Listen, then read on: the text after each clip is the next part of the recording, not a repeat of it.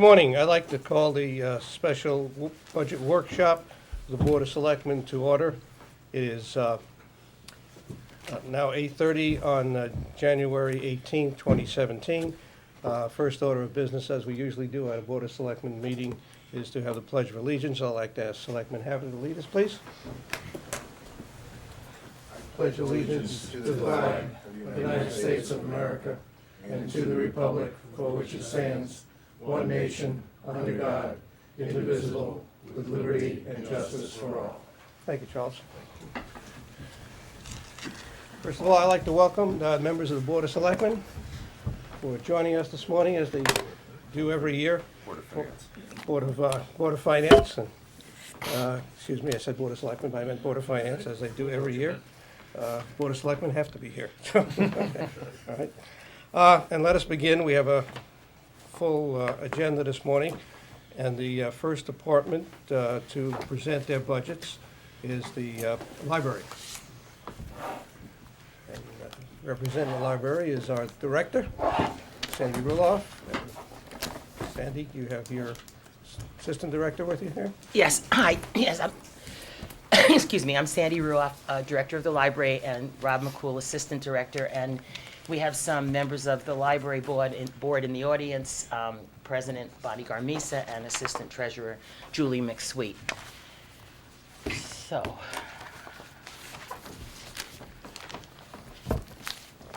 Okay, the floor is yours. okay.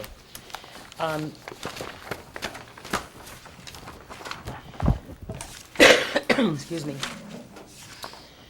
For the last 2 years, we've come in with a flat budget. This year, we have an increase of overall $4,300 in our operating requests, and that is solely due to trying to account for electricity costs and also a higher rate for our broadband connection, because we are fortunate enough to receive a grant from the state of Connecticut to convert to a fiber connection for the library, which we've been trying to get that funding for the last 4 years, and it has come through, and it will happen this spring, but it will bring a small increase in the monthly charge. So those two things account for the $4,300 increase. I'm sorry, my book shows a $40,000 decrease. Am I missing Well, something here? I'm actually not, I was gonna get to the salaries Oh, in a okay, second. okay. I'm sorry, I was just talking about the operating funds that I get, that I ask for from the town, which Okay. is a total of, Sandy, maybe I can interrupt for Sure. a second. There are several bargaining units that will be under negotiations in the fiscal year 2017-2018, which the salaries have not been accounted for in their respective departments. So you will not see any salary increases in those respective departments. Those salary adjustments, as always, when we have negotiations that will go on in the budget year that we're discussing, will be accounted for in reserve for personnel. So in those departments that have those bargaining units, there are no salary changes, except for the personnel whose units are not under negotiations, okay? In this coming budget year, the bargaining units that will be negotiated are GEA, firefighters, Teamsters, and the GSA. Did I miss anybody? I think that's pretty much it. Okay, all right. So in this case, you have library, has mostly GEA employees. but one other thing relating to the salaries, Ken, is that we've had retirements and resignations, and every time that happens, I look at the total picture of the organization and look and see whether it's an opportunity to change some of the job classifications and sometimes bring them down at a lower rate. And also, last year, I offered $10,000 back to the town after the first budget didn't pass. So it is less because the raises aren't reflected, but it's also less because of some cuts that that the board and I voluntarily made. So yes, I should have said, oh, I've come in with a 40% decrease instead of telling you that I'm coming in with an increase. But overall, I want to be transparent about this. So Rob's just going to tell you a little bit more about this fiber opportunity because he can elucidate it a little better than I can. It does represent a slight increase in the monthly fee. Luckily, the leadership at the Connecticut Education Network changed recently, so they offered a middle zone. Before it was going to be either like 10 or 40. Now there's a nice middle of 50 megabits per second, which is a little cheaper than we were expecting. And really, it just happened because the opportunity to build fiber is only going to happen this once. Given the state of the state's finances, if they were going to still have to put the money on the table, I thought if we don't take it now, it'll never happen again. So we just thought we could not pass this opportunity up to build the fiber this spring. And we have people using the Wi-Fi capacity of the library constantly, both, the public and the staff. So this is going to give better service to both. So I normally give you some statistics about use in terms of programming and visits to the library and the various things that happen. And we thought we'd just give you a little visual presentation. So you four are going to have to turn around. I'm sorry. Or you don't have to, but if you'd like to. Very brief. You're next on turn around that? It doesn't go that far. Oh, let's do that. So this is self-explanatory. As Charles pointed out, this is not the number of people who walk in the door. It's many more than that. But yes, it doesn't include the countless people, number of people using the library every day. But that is the total count of people who came to programs, the 30,000. And then they're also doing all these other things. And then this is an example of some of the things that are taking place. This is an in-between class. In-between is the 5th and 6th graders, and that's our children's librarian going through a 3D design class with them. A math club. I mean, you can all read this, Chinese acrobats. We have weekend wildlife once a month. Summer concerts, I know some of you have come to them. Author talks. And also, we don't wish for this to happen, but we do partner. I mean, the police and fire and rec are our real emergency responders, but we do the best we can when there's any kind of weather emergency in the town.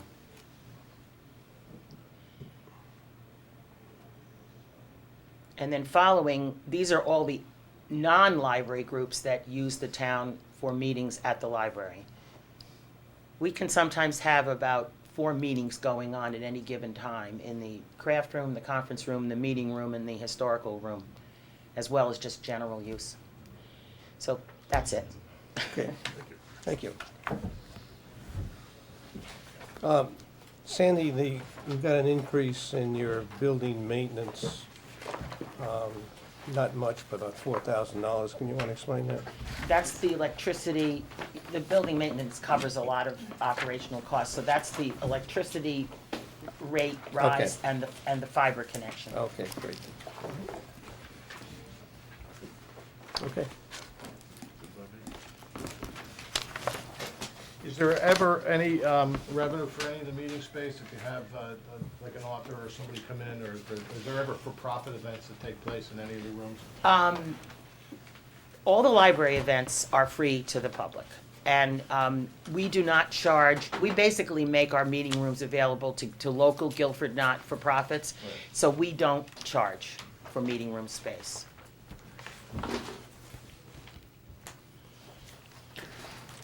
Is there ever? No, go ahead. Is there ever a for-profit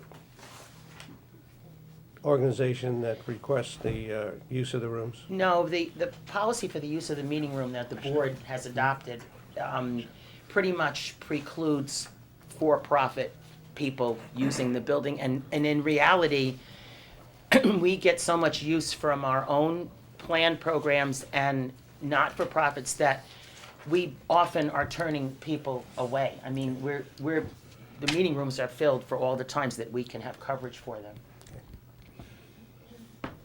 Could you comment on the relationship that you have with the school library situation? We work, our relationship with school libraries is, the most important thing we do is completely work with the summer reading program, because all the students in Guilford have assignments over the summer to read books or do certain projects, and so we work with the instructors in all the schools to find out what the reading lists are and what the projects are, so that we can have the materials ready the first day school ends up until the first day school starts again. And we often, we also visit schools from time to time, have school librarians visit us. We have classes visit. Every year, the fourth grade classes come because they're about to use a different part of the library, so we have every fourth grader in town come for planned visits. Ken, you had a question, excuse me. Mine was getting back to the salary. Well, I'll wait till Sandy sends me. Yeah, mine was gonna be on the salary line item, probably the same place you are, Ken. And again, I apologize if I was asleep when you first started. But there are two positions for which there are significant reductions. One nearly 20%, the other 47%. Is that a job reclassification, or is that? The administrative assistant who was at the library was there for 39 years. Okay. And so when she retired, her salary was at $62,000. The new administrative assistant position was brought in at $33,000. So that Okay. accounted for the one drop, Right. significant drop. And the, where was the other one that was so significant? That the assistant director, perhaps? Reference an adult, Right. Services Our supervisor. assistant director retired, and Right. then Rob stepped up into that place, and another person stepped up into his position. good, so assuming. He stepped in at a lower class. Right, Right, right. right. So, even though the soon-to-be negotiated salary treatments are not reflected here, you're still gonna wind up with a decrease in your budget. I think so, unless there's some I don't think you've got, I amazing don't think you have raise. $40,000 worth of No, I salary think increases it's coming. Unless we're bad negotiators. Yeah, I'd like to be on the other side of the table if that was the case, right? Well done on the replacement salaries. Yeah. It's, Thank you. That's on the move. full-time side, Matt. that is full-time, yeah. Full-time. Yep. Thank you. Any other questions or comments for the library? Okay. Okay, thank you. Thank you very much. Well done. Thank you. Thank you. Rob, thank you. So Joe, is it safe then to use the salary numbers that are in here and then apply our own percentage increase to what we think might be the raises? There aren't positions that are left out of the salary lines. There are no positions left out. They're just held constant at last year's No, numbers? No, they're not. The positions are accounted for, and any potential increases are accounted for in reserve for personnel. Okay. But on these sheets, yes, correct, they're held constant. They're held constant on these In sheets, the so I can regular put, department. In the department, but Right. not in the total budget. right, so you take the reserve for personnel and put whatever I think might be likely to get a If you sense. look at your salary tab, Yeah, you'll see a reserve for personnel okay. line there. That accounts for it, amongst other things. Okay. But everything else in here is flat. Right. Well, Okay. for those that are contracts subject that to are the- still being right, negotiated. right. The ones that have been negotiated and completed, we have put the increases in. Right. Okay. Okay. Okay. Yeah. Next department is the Parks and Recreation.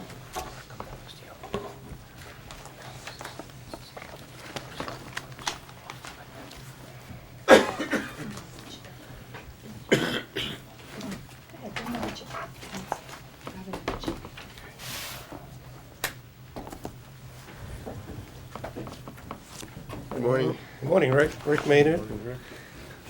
Jack. Jack Penders, as chairman of Park and Rec. Good morning. Okay, Rick, the floor is yours. Well, we just want to start out by saying we appreciate the support we've gotten over the years for the Board of Selectmen, Board of Finance, for the budgets that we've had. It allowed us to continue to meet the recreational demands and needs of the community. As you all know, we serve ages from age 2 up through people in their 90s. So we really hit everybody in town. As all age groups part of our programs and areas that we serve. In maintenance, we take care of 40 ball fields, mow over 100 acres. In the winter, we help, not too much this year yet, we help remove snow from about 2 miles of sidewalks and help public works on the roads. We do all the town parking lots. Mill Pond, when it's safe for skating, we take the snow off of there. And we're also responsible for the three beaches, including Daniel Avenue Beach, which is not a supervised beach, but we do maintain it, as well as Jacobs Beach and Lake Quanapog. We're responsible for tennis courts, basketball courts, 3 playgrounds, skate park, and to a small extent, the dog park. Dog park, as you know, was built by volunteers, and they do most of the maintenance, although we've been helping spread mulch and, wood chips and so on that we've had to bring out. And that place has been very, very popular. Any given time, there could be 30 dogs out there and people. And it's very, very, very, very popular. We're thankful for the volunteers that made that all happen. We offer about 600 classes a year. Between all those classes and special events, we serve roughly about 20,000 people participate between our special events and programs throughout the year. We also assist with other town-wide events like the Memorial Day Parade, Christmas tree lighting, Town Cleanup Day. So some of the highlights of the 2017-18 budget request. 11 accounts have either a 0 increase or a decrease. The accounts that we've raised, they're going up a bit. Utilities, it's based on some of the projections from the Finance Department, what the new rates would be for electric. We also are now the high school weight room. The original budgets, first couple of years that we were operating that weight room, we were asked to put money in for electricity and heat. But since then, now we're paying for water and security. And between those two, it's about $4,500 more in the budget this year. We also are now paying for electricity for the kiosk that the Guilford Preservation Alliance built there right next to the community center. So we're paying electric bills on that now. So those increase the cost of utilities for us. Fuel costs, however, have gone down because the decrease in the gas prices projected this year versus the next year versus this year. So we're down there. The community center maintenance costs, there's an increase. Mainly it's because we put in $5,000 for a facility assessment survey. And this is after a conversation we had at one of the Board of Selectmen meetings. We had that HVAC issue. So we're looking into contracting with a firm that comes and they actually do a facility assessment from the ground to the roof, basically. They'll look at all the systems, fire alarm system, sprinkler systems, backflow preventers, generator, basically anything that we have in the building, because the building now is 24 years old. And we want to look ahead and have this assessment done for future master plans for the capital budget for any repairs we may have to make, or replacements of boilers and those kinds of things. So that's in for next year. We also, grounds maintenance increases largely due to, we're anticipating, we have to go out to bid again for trash and recycling. And so we just anticipate that price is going to go up. Also, the Parks and Rec Commission wanted to have an initiative to build a disc golf facility in town at one of our parks. And so there's some money in the grounds account for helping with clearing of trees and that kind of thing. And Rick, then how also, much did you put in for that? how much total? Total is $12,000. It was $7,000 for the baskets and signs, and $5,000 for some clearing. Okay, thank you. On that point, we're continuing to partnership with the Guilford Lakes Golf Course Commission. We co-sponsored with them, excuse me, a very successful event last fall. There were 80 golfers and many more spectators. Okay, but if I understand you correctly, and, pardon me for interrupting, but, you are adding $12,000 to build your own course, is that correct? Yes, Okay. yes. So you would, Apart from using the Guilford Lakes Golf Course? Right. Okay. And Charles? so you would not be partnering necessarily with the golf course in the future? No, that's not correct. We want to continue to partnership with them if they would like us to do that as well. For events and then have their own park available throughout the rest of the week for the rest of the month? And then, the reason I ask is that I assume that your successful event was some income for the golf course too, which Yes. is a Yeah. separate. Yeah. Well, as an example, in that one venture last fall, we shared the revenues. We assumed all of the costs, but we shared the revenues for the golf course. But I think, though, that the golf course has a unique layout, so we're going to try to work with them. In fact, we're going to have some meetings scheduled pretty soon with a couple of the folks at the Golf Course Commission. They have a unique situation. It's a golf course, but there are plenty of trees and everything else. But we're also going to try to get a separate park identified as a golf course as well. Again, a disc golf course. Any ideas yet on the location of that? Just thinking, while I can appreciate that the course couldn't be used simultaneously, maybe some of the clubhouse facilities, for example, could be, or some of the maintenance could be shared with the golf course. I don't know where your location, the practical location is. Yeah, I think we're going to have to explore that, and as a matter of fact, if we do take on a larger role with the golf course in the upcoming fiscal year, in terms of, maintenance or facilities or anything else there, we may be coming back to you for some more information, because our budget is not predicated upon those types of activities for 17-18. Excuse me, but what line is that in $12,000 expense on? What line? Ground maintenance? Ground maintenance is, It's I think page it's- 11, got at the bottom, $5,000. yeah, I don't know, do you have the copy of this? No, I'm looking at our Oh, we're sheet. at the summary. Okay, it's 5,000 under grounds maintenance for the, helping with the clearing. And then under recreation supplies and equipment, there was 7,000 there to pay to buy the baskets. So it's- The baskets are the holes, basically, And maintenance and supplies is the 7,000, is that it? yeah, Maintenance and 7,000 for equipment? recreation supplies and equipment, correct. Maintenance and equipment. Okay, thank you. Joe? What is disc golf? Is that, So disc golf is frisbee golf. It's a specialized Big pro frisbee. It's denser than a regular frisbee.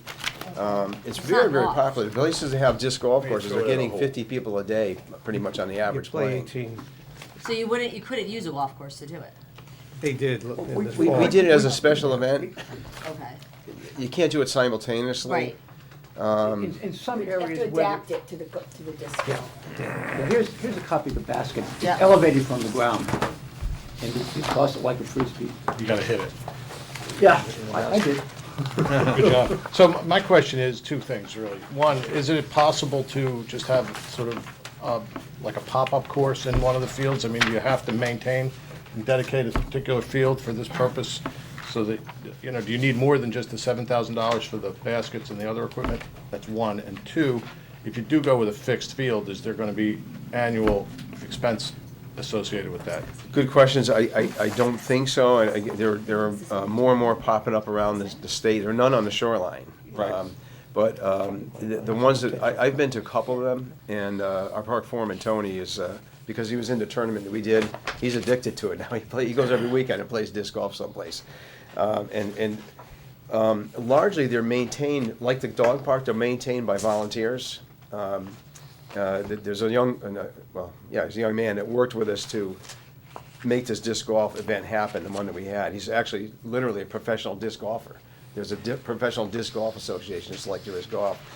And he worked with us to set up he laid out the course at the golf course, and he talked about how do you do this. And he said they're pretty much self-sustaining. They have volunteers that we'll make them, help build them, and then maintenance is really nothing, it's just mainly cutting back branches, periodically. They're in the woods for the most part, you just go along trails and you throw the disc, and you have to have a cleared area where the basket is. Yeah, So there's- well, one of your questions related to part of the question Charles asked too, in terms of have we identified a specific location? Yeah. We haven't yet. Right. I think the easiest thing to say is, well, we'll find an open ball field and just put those, Yeah.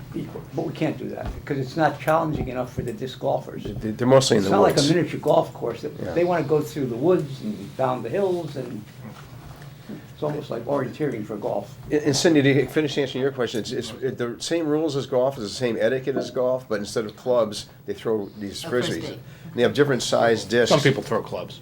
So- Some people in this room. All right, let's not tell them.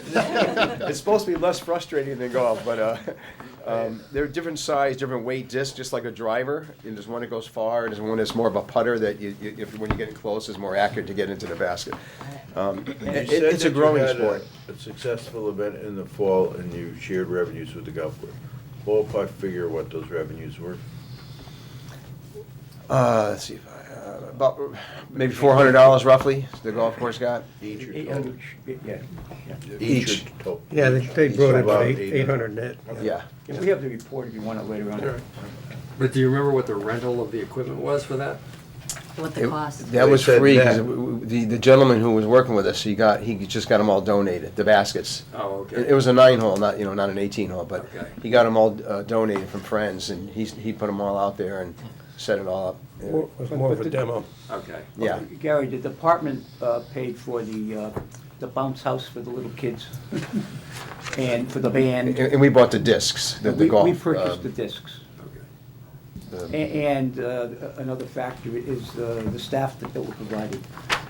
There were four members of the department there for the entire day. Well, now that you've listed everything you spent money on, was the 400 each net or total income? It was net for the golf course. It cost our department, because we had a band, which, we wouldn't do all the time. And it was promotional. Yeah, it was more of a promotional thing. Okay. And quite frankly, a lot of the reason we did it at the golf course, we were trying to bring attention to the golf course, bring a special event there. Oh, is it? And for you golfers, I'm not one, but someone won the tournament with, what was it, 22? 24, I think. 24 or something, I don't know what par is there. Oh, this one? 27. 47, so. That's without throwing clubs. I'll tell you, some of these guys are good. In fact, this guy, Ben, who's a professional disc golfer, he can throw it over 500 feet, the Frisbee. I mean, that's huge. And he's huge, he's a big guy. But anyway, that I don't want to dominate the whole conversation on disc golf, but it is something that's different. It's a growing sport.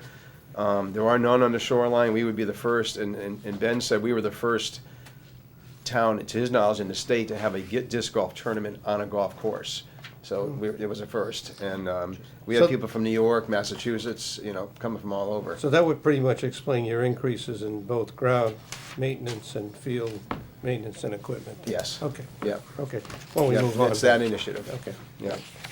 I guess the only thing else I'll just highlight, I guess the other thing is kind of a sizable increase is equipment maintenance. Last year, we budgeted, at 15-16, we budgeted 32,000, we spent 63,000 on equipment maintenance. We have 30 in there, but it's really 40 because we have a grant for the state for transportation for the buses, and we can use some of that toward maintenance and fuel and maintenance. So, roughly 10,000 of that 40,000 from the state grant we would put toward the maintenance. So it's really a $40,000 number we're putting in there, but 30 is what we're putting in the budget, because we got the reimbursement from the state. 30 plus 40 or 40 No, total? 40 total. 30,000. It's a plus $10,000 grant? 10,000, well, it's a $40,000 grant, but 10 of it goes toward the maintenance. The other goes toward bus drivers. We subsidize. Okay, under bus vehicle drivers. maintenance, it's $10,000 grant. Correct. And then, did I hear you correctly? What were last year's numbers for me? $63,000 equipment maintenance last year. Wow. Yeah, very high. With aging equipment, that's why we have a capital budget, and try to replace some of it. And a lot of that was buses. Our buses are old. We have, in our capital budget, replacing one of them next year at a pretty reasonable cost. I think it was $16,000. There's a grant for that, too. The buses are really more like $80,000, but our cost would be about 16. That's a lot of me. Yeah. Yeah. There were some big ticket items. One of our mowers, the motor went, and that was probably $10,000, $12,000 for that. You know, there were a couple of big ticket items there. How many vehicles and/or major pieces of equipment are in your fleet? Oh, boy, that's a trick question. Top of my head, between, I'm guessing roughly, but between trucks and, you know, tractors and mowers, probably about 20. Just So roughly. it averages out about $2,000 per device for maintenance. Rick, you mentioned that you do 2 miles of plowing for sidewalks. It actually came up in the selectmen's meeting yesterday that you're plowing River Street. No, we're not. Well, we're doing the north. Yeah, I don't know where that came up. Not the new sidewalk. The north one we're doing from Broad Street North. And again, quite frankly, I'm not sure why we're doing that. We were asked to do that about whenever the sidewalk was built, what, 5, 6, 8 years ago now. But we do that one, but we have not done the, we've really only had one snowstorm so far, but we haven't done the new portion, River Street South. We have not done that. Okay. Rick, why don't you add on to that and tell us what our department does as far as snow removal? Well, so it's, the town sidewalks, you know, the green, town I wasn't buildings. correct yesterday, I just want to correct the guy on it. We do town parking lots. Not the new portion. We help public works. On streets in town. Why are we doing? Do you the do road it like I have as no idea. needed kind of thing? Like you have set territories and then you help them like additionally as needed, I understand, right? Like if they say, hey, we need help here. Public works? Yeah. We're pretty standard. We have one or pretty two standard, guys every okay. store and go with Set public works. responsibilities, but we No, also right. help them. That's what I mean. Yeah. Okay. Yeah, one or two guys will go, like this, the little storm we had on Saturday, was it Yeah. Saturday night? Saturday night, yeah. Yeah, one of our guys came in and helped public works. That's what I mean. So Yeah, you're, okay, yeah. And we pay for the overtime for that. yeah. You're doing the old portion because when the sidewalk went in, my understanding is you struck a deal. You're not supposed to do mine, you do about 100 feet of mine. I didn't strike But when the sidewalk went in, it was either an agreement made with Walgreen or with Bob Speary, because there's a long stretch along there, and I believe that the town, in exchange for putting in the sidewalk, agreed to relieve those property owners of the responsibility of cleaning it. And where are we talking about, just for the people listening? From North, Broad Street up JJ to South, Route Route 1. one, yeah. And it wasn't, they've been doing mine just on the corner Corner. strip right there, not the front of the house. But that wasn't part of the agreement, to my understanding. So I'm benefiting. The other, That's not, who's doing that? Is that Parks and Rec? yeah, the other long section we do is Whitfield Can we Street send him a bill? up over the bridge. We do the sidewalk go up over the bridge on Whitfield Street all the way down to the marina. And so we do that section, and then we do a little section down by Chittenden, you know, just some town sidewalk down there. So that's the biggest stretch, though, going up over the bridge and all the way down, we do that. So it's rough, you know, it's about 2 miles, 2.5 miles of sidewalks, and in the town parking lots, like the town hall, library, police, community center, behind the stores, marketplace. you know, the marketplace there, that new, the new Yeah, part of the yeah, portion parking lot, of we it, do yeah. that.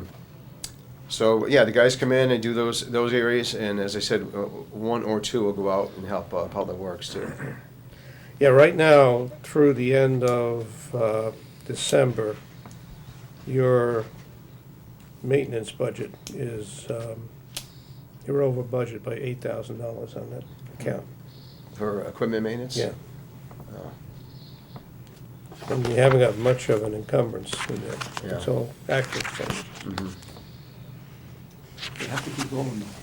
Yeah. I know that. Okay. And I think we Think cut you about back that. quite a bit Yeah. last year. Yeah. The capital, you mean? Yeah. No, the vehicle maintenance. Oh. Yeah, I think we only had 24,000. I think we asked for Year more than before that, was but we got 63. 24. Yeah, that was one of the things we did cut you back on. Yeah. Okay. All right. It begs the question, does it make sense to bring it back to levels, historical levels, rather than hope that $24,000 or $30,000 is gonna cover it, and we're sitting at the same, I mean, right now, they're at 32, yeah. and we're 6 months into the year. Exactly. Yeah. So, Are there any additional pieces of equipment that were added either last year or this year? New equipment? This year we just got that vent track, which was, it's a piece of equipment for snow removal on the sidewalks, and that's great, it's really been wonderful. We got a new tractor. We pushed back a truck that we wanted to get a new dump truck this current year, and it was pushed back. I Yeah, guess the question is, and I don't think you can answer this right now, but on behalf of the board, at least Board of Selectmen, I would like to know, where are you spending this maintenance, most of the repair and maintenance on which pieces of equipment? I think Matt asked that question. Yeah, just age out the equipment. I mean, if it's buses and the buses Yeah, I roll, mean, if then we gotta take a hard look at Right, that. before, we look at your Yeah. capital, which we did in November, we gotta relook at the capital again, because the capital request, as we can see from this budget, after I pared it down, the board hasn't had a chance to look at what I have done. We still have a lot of work to do on that, is decide what we want to replace. We have to know where we're spending.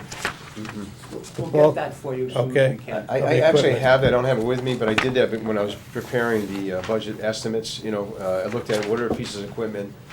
If there were some things we spent a lot of money on last year, I said, okay, well, that should be done, we shouldn't be hitting that one again this year. Yeah, we shouldn't be throwing, good money Right. after bad. Yeah.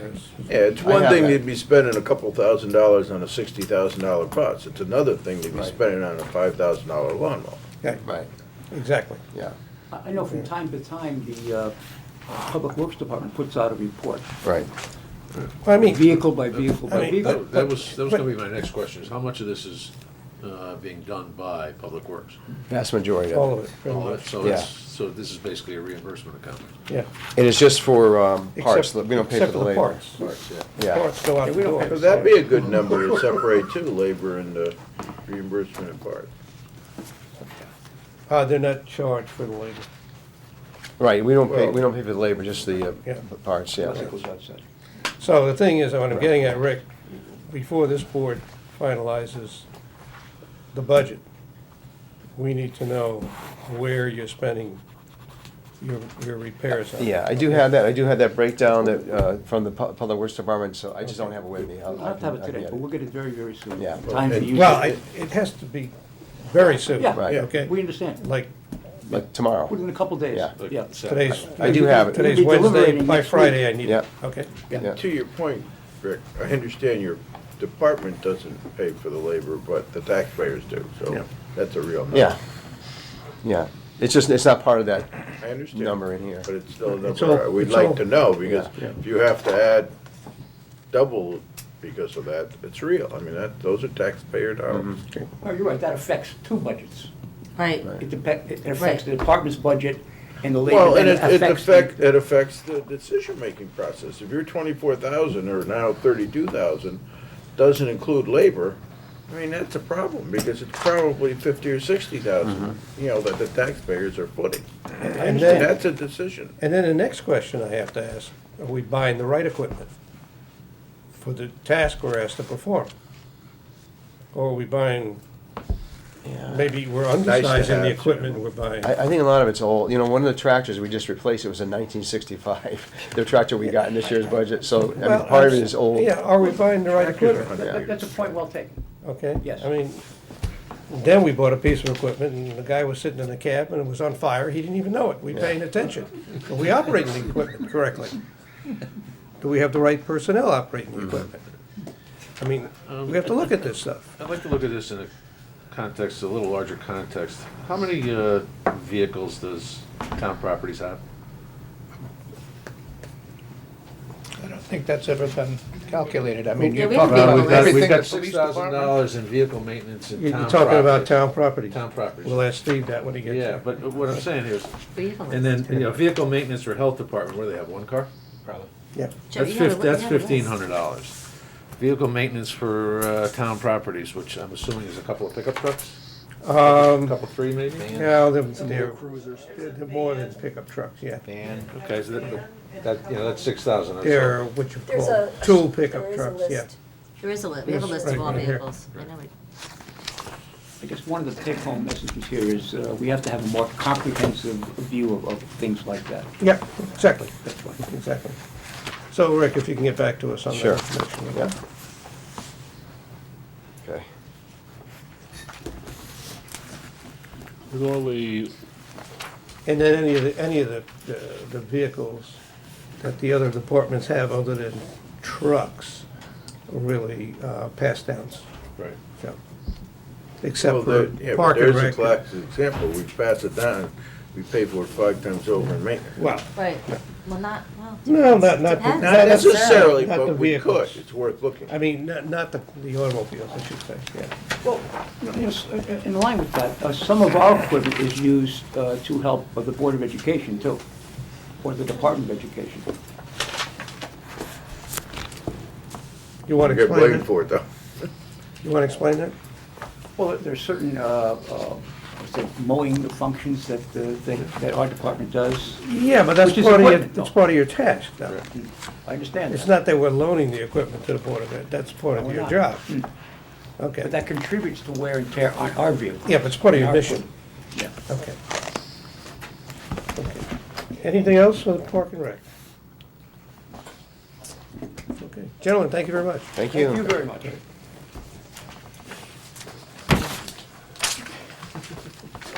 On that same, how many vehicles does Board of Selectmen have? One. And vehicle maintenance on that's almost $3,000. Set of tires. Yes. So, 110,000 miles. so if you got 20 vehicles. Yeah. Or 20 pieces of equipment, most of which are getting beat up significantly more than your car is. Yeah, right. Those numbers are, $3,000 would put you back at 60. Yeah.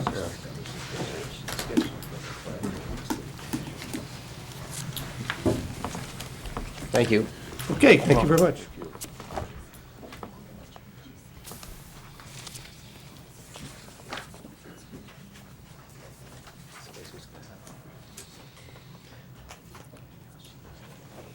Okay, I think we have the police department. I'm waiting for the, We're running ahead of schedule. Seen the chief yet. Mike, is it? Well, it's 15 minutes ahead of schedule. Oh, yeah. The chief here yet? Okay, why don't we take a Health break. 5-minute break? Health break, you got it. That also includes gas, too. Okay, John. Okay, we're back from our 5-minute break.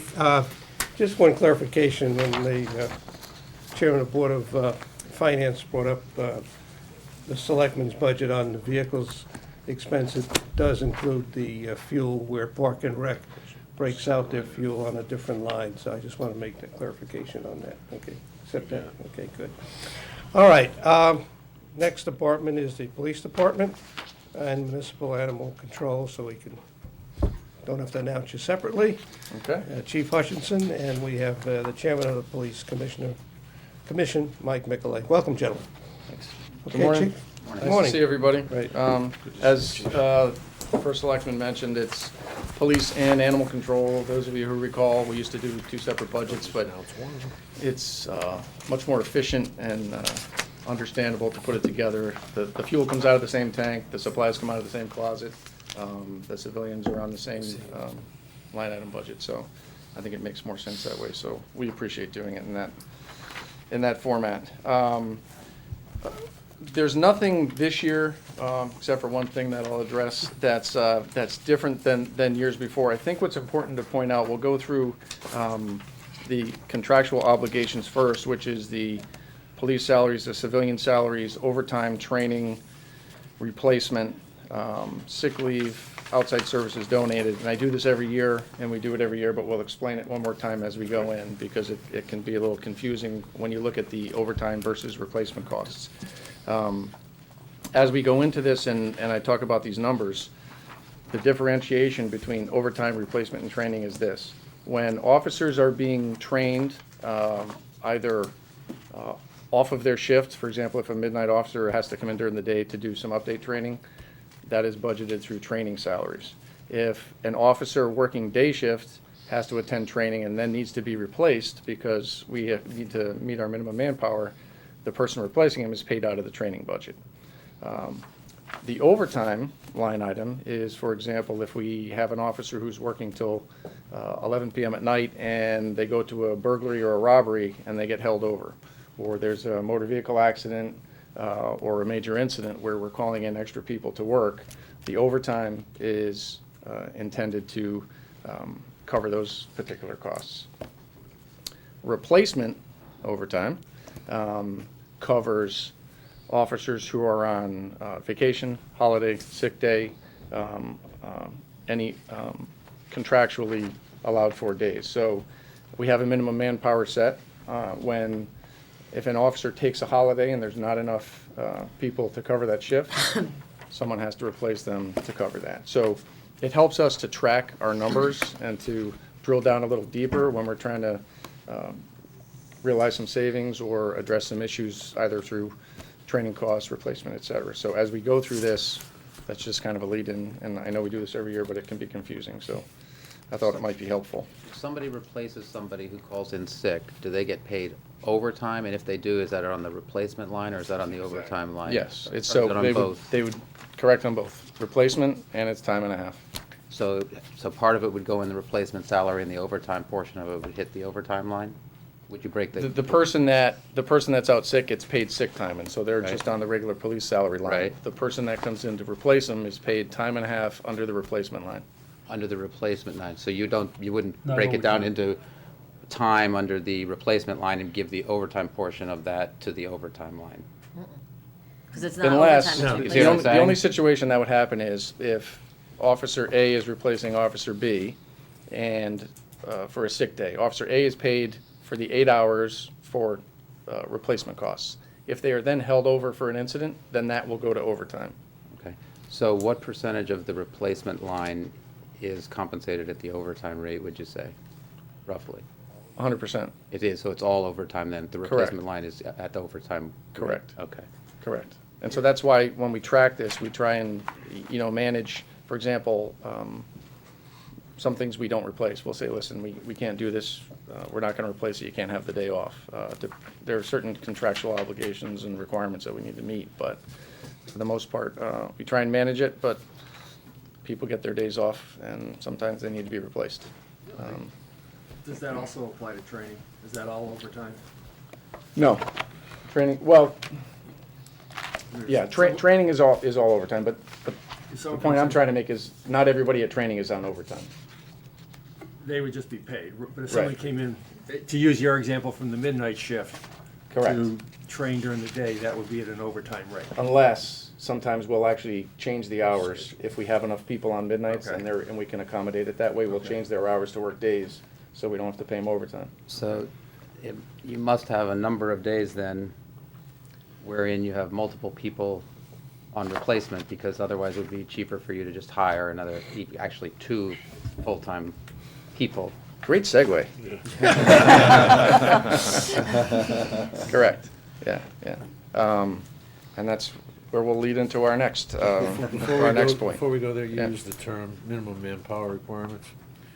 What percentage of shifts do you actually have, the minimum manpower, or versus an optimal? And is there a difference between the two? There is a difference. I'm not gonna discuss what the minimum manpower numbers are. Understood. But I don't have a specific answer on the percentage. Right. I can tell you that it varies, obviously, by week and by situation. For example, right now, our optimum manpower is, staffed at 37 with a patrol number of 22 because you have supervisors, detectives, et cetera. We're actually down 6 officers right now. So you can imagine when you have 6 out of 22, that's a significant percentage to be down. And so what happens is, if, for example, you have an officer that is on vacation or sick, where they otherwise might not need to be replaced if they were absent, they now need to be. So being 6 officers down right now, that's kind of a snapshot of in time. But what we had done this time is gone back and done a look-back 5-year study to demonstrate where we've been for the last 5 years. So we do a manpower allocation study. And within that study, you can only use knowns. And the knowns are how many approved positions we have, how much time off they have contractually, and the formulas that you put in can only be based on the knowns. You can't guess, okay, I'm going to be short this guy, I'm going to be short that guy, or that guy's going to be injured. And so we've consistently budgeted and presented based upon that manpower allocation study that we do, which says for every officer to meet, for every 1 officer, you actually need 1.6 officers because of all the time off. You have weekends, 2 days a week. You have, as I said, holidays, vacation, sick time, et cetera, training. So in our look-back study that we did this time, we looked back 5 years and took an average over the last 5 years of how we've actually been down in numbers. And we're actually at 84% staffing average over the last 5 years per year. And what you may not realize and what the public may not realize when you see, for example, right now, we're down 3 officers right now, not open positions. There are actually 4 other officers who are hired, but they can't be on the road. There's 1 in the academy. There's 1 that just got injured in the academy. There's the 2 open positions. We have another injured officer. We have another officer who had an off-duty incident that isn't working for us right now. So although our numbers say we have this many, we actually don't have that many.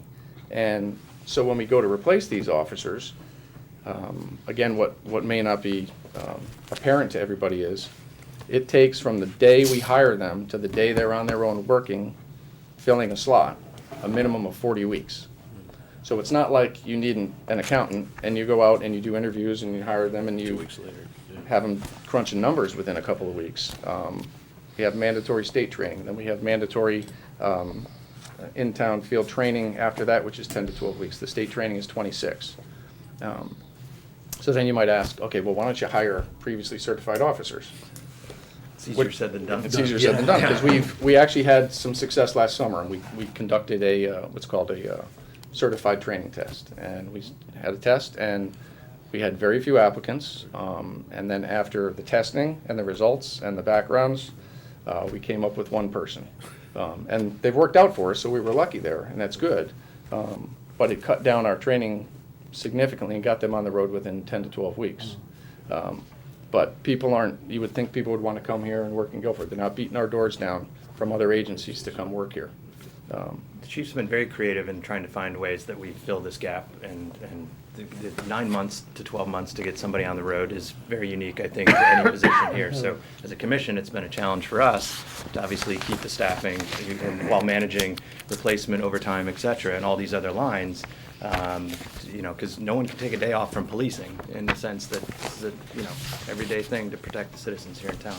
Do you have an opening for a deputy chief still? We do have that. I don't even count that in the patrol because that's a reasonable number, a reasonable salary. Sure it is, and it's been open since November. We had anticipated and projected, but that wasn't a position we anticipated opening up for us. But there's been retirements of a lot of people with a lot of years of service and a lot of experience. And we know we have at least 1 more coming in the spring. So when you talk about those openings that we have, I can tell you that we're going to have at least 1 more openings starting in the spring. And so that it just taxes us that much more in trying to fill these positions.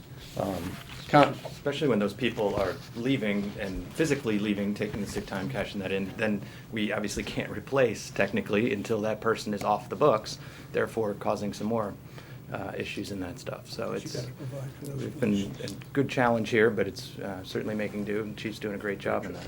So. The other thing just to point out, and I wouldn't change this no matter what the outcome is today, but if you all recall, about 2 years ago when the new high school opened, we put a school resource officer back in the high school. And just having that visibility, having that connection with the kids, having that presence in the community that we hadn't had for several years due to some prior cuts, I think has been a really important piece of, what our policing model is here. And we've reaped a lot of rewards from that, the contact with the kids, the feedback we're getting, the information we're receiving.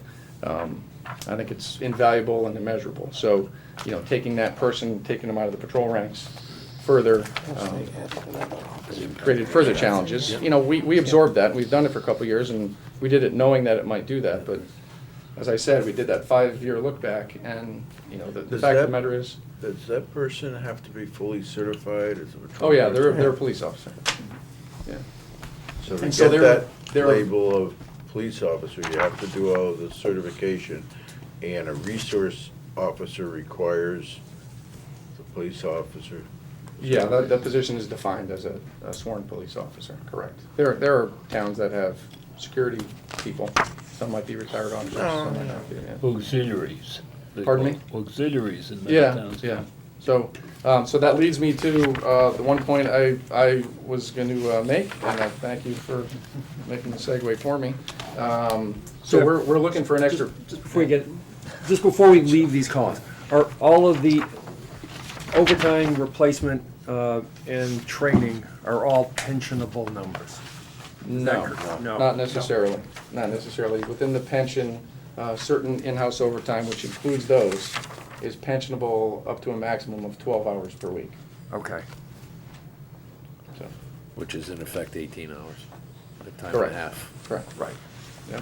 Although some of these sessions wouldn't necessarily go, But that's that's training, that's. yeah, but that's only for people that are on the pension plan. Right, So right, as we're rotating through, the The people new that, officers are not, they're on the Right. 401. right, so it's not calculated that way. But would that increase be eligible for 401? No, so you don't, the 401 is the 401. Right, but, They have a contribution that's matched by the town.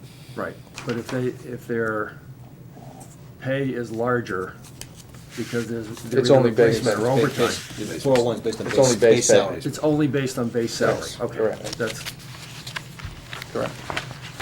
So, as we look at the budget, as I segue, we have requested, and the commission has supported, one extra body this year. And again, really, the intent is not to have, ideally, we have that extra body. It's really just to keep us less behind where we are, to try and keep us up to date. And the hope is, as you pointed out, that if we have that extra body, I have some numbers, even just dropping our replacement cost by 1%, would give us a realization of about $31,000, I calculated.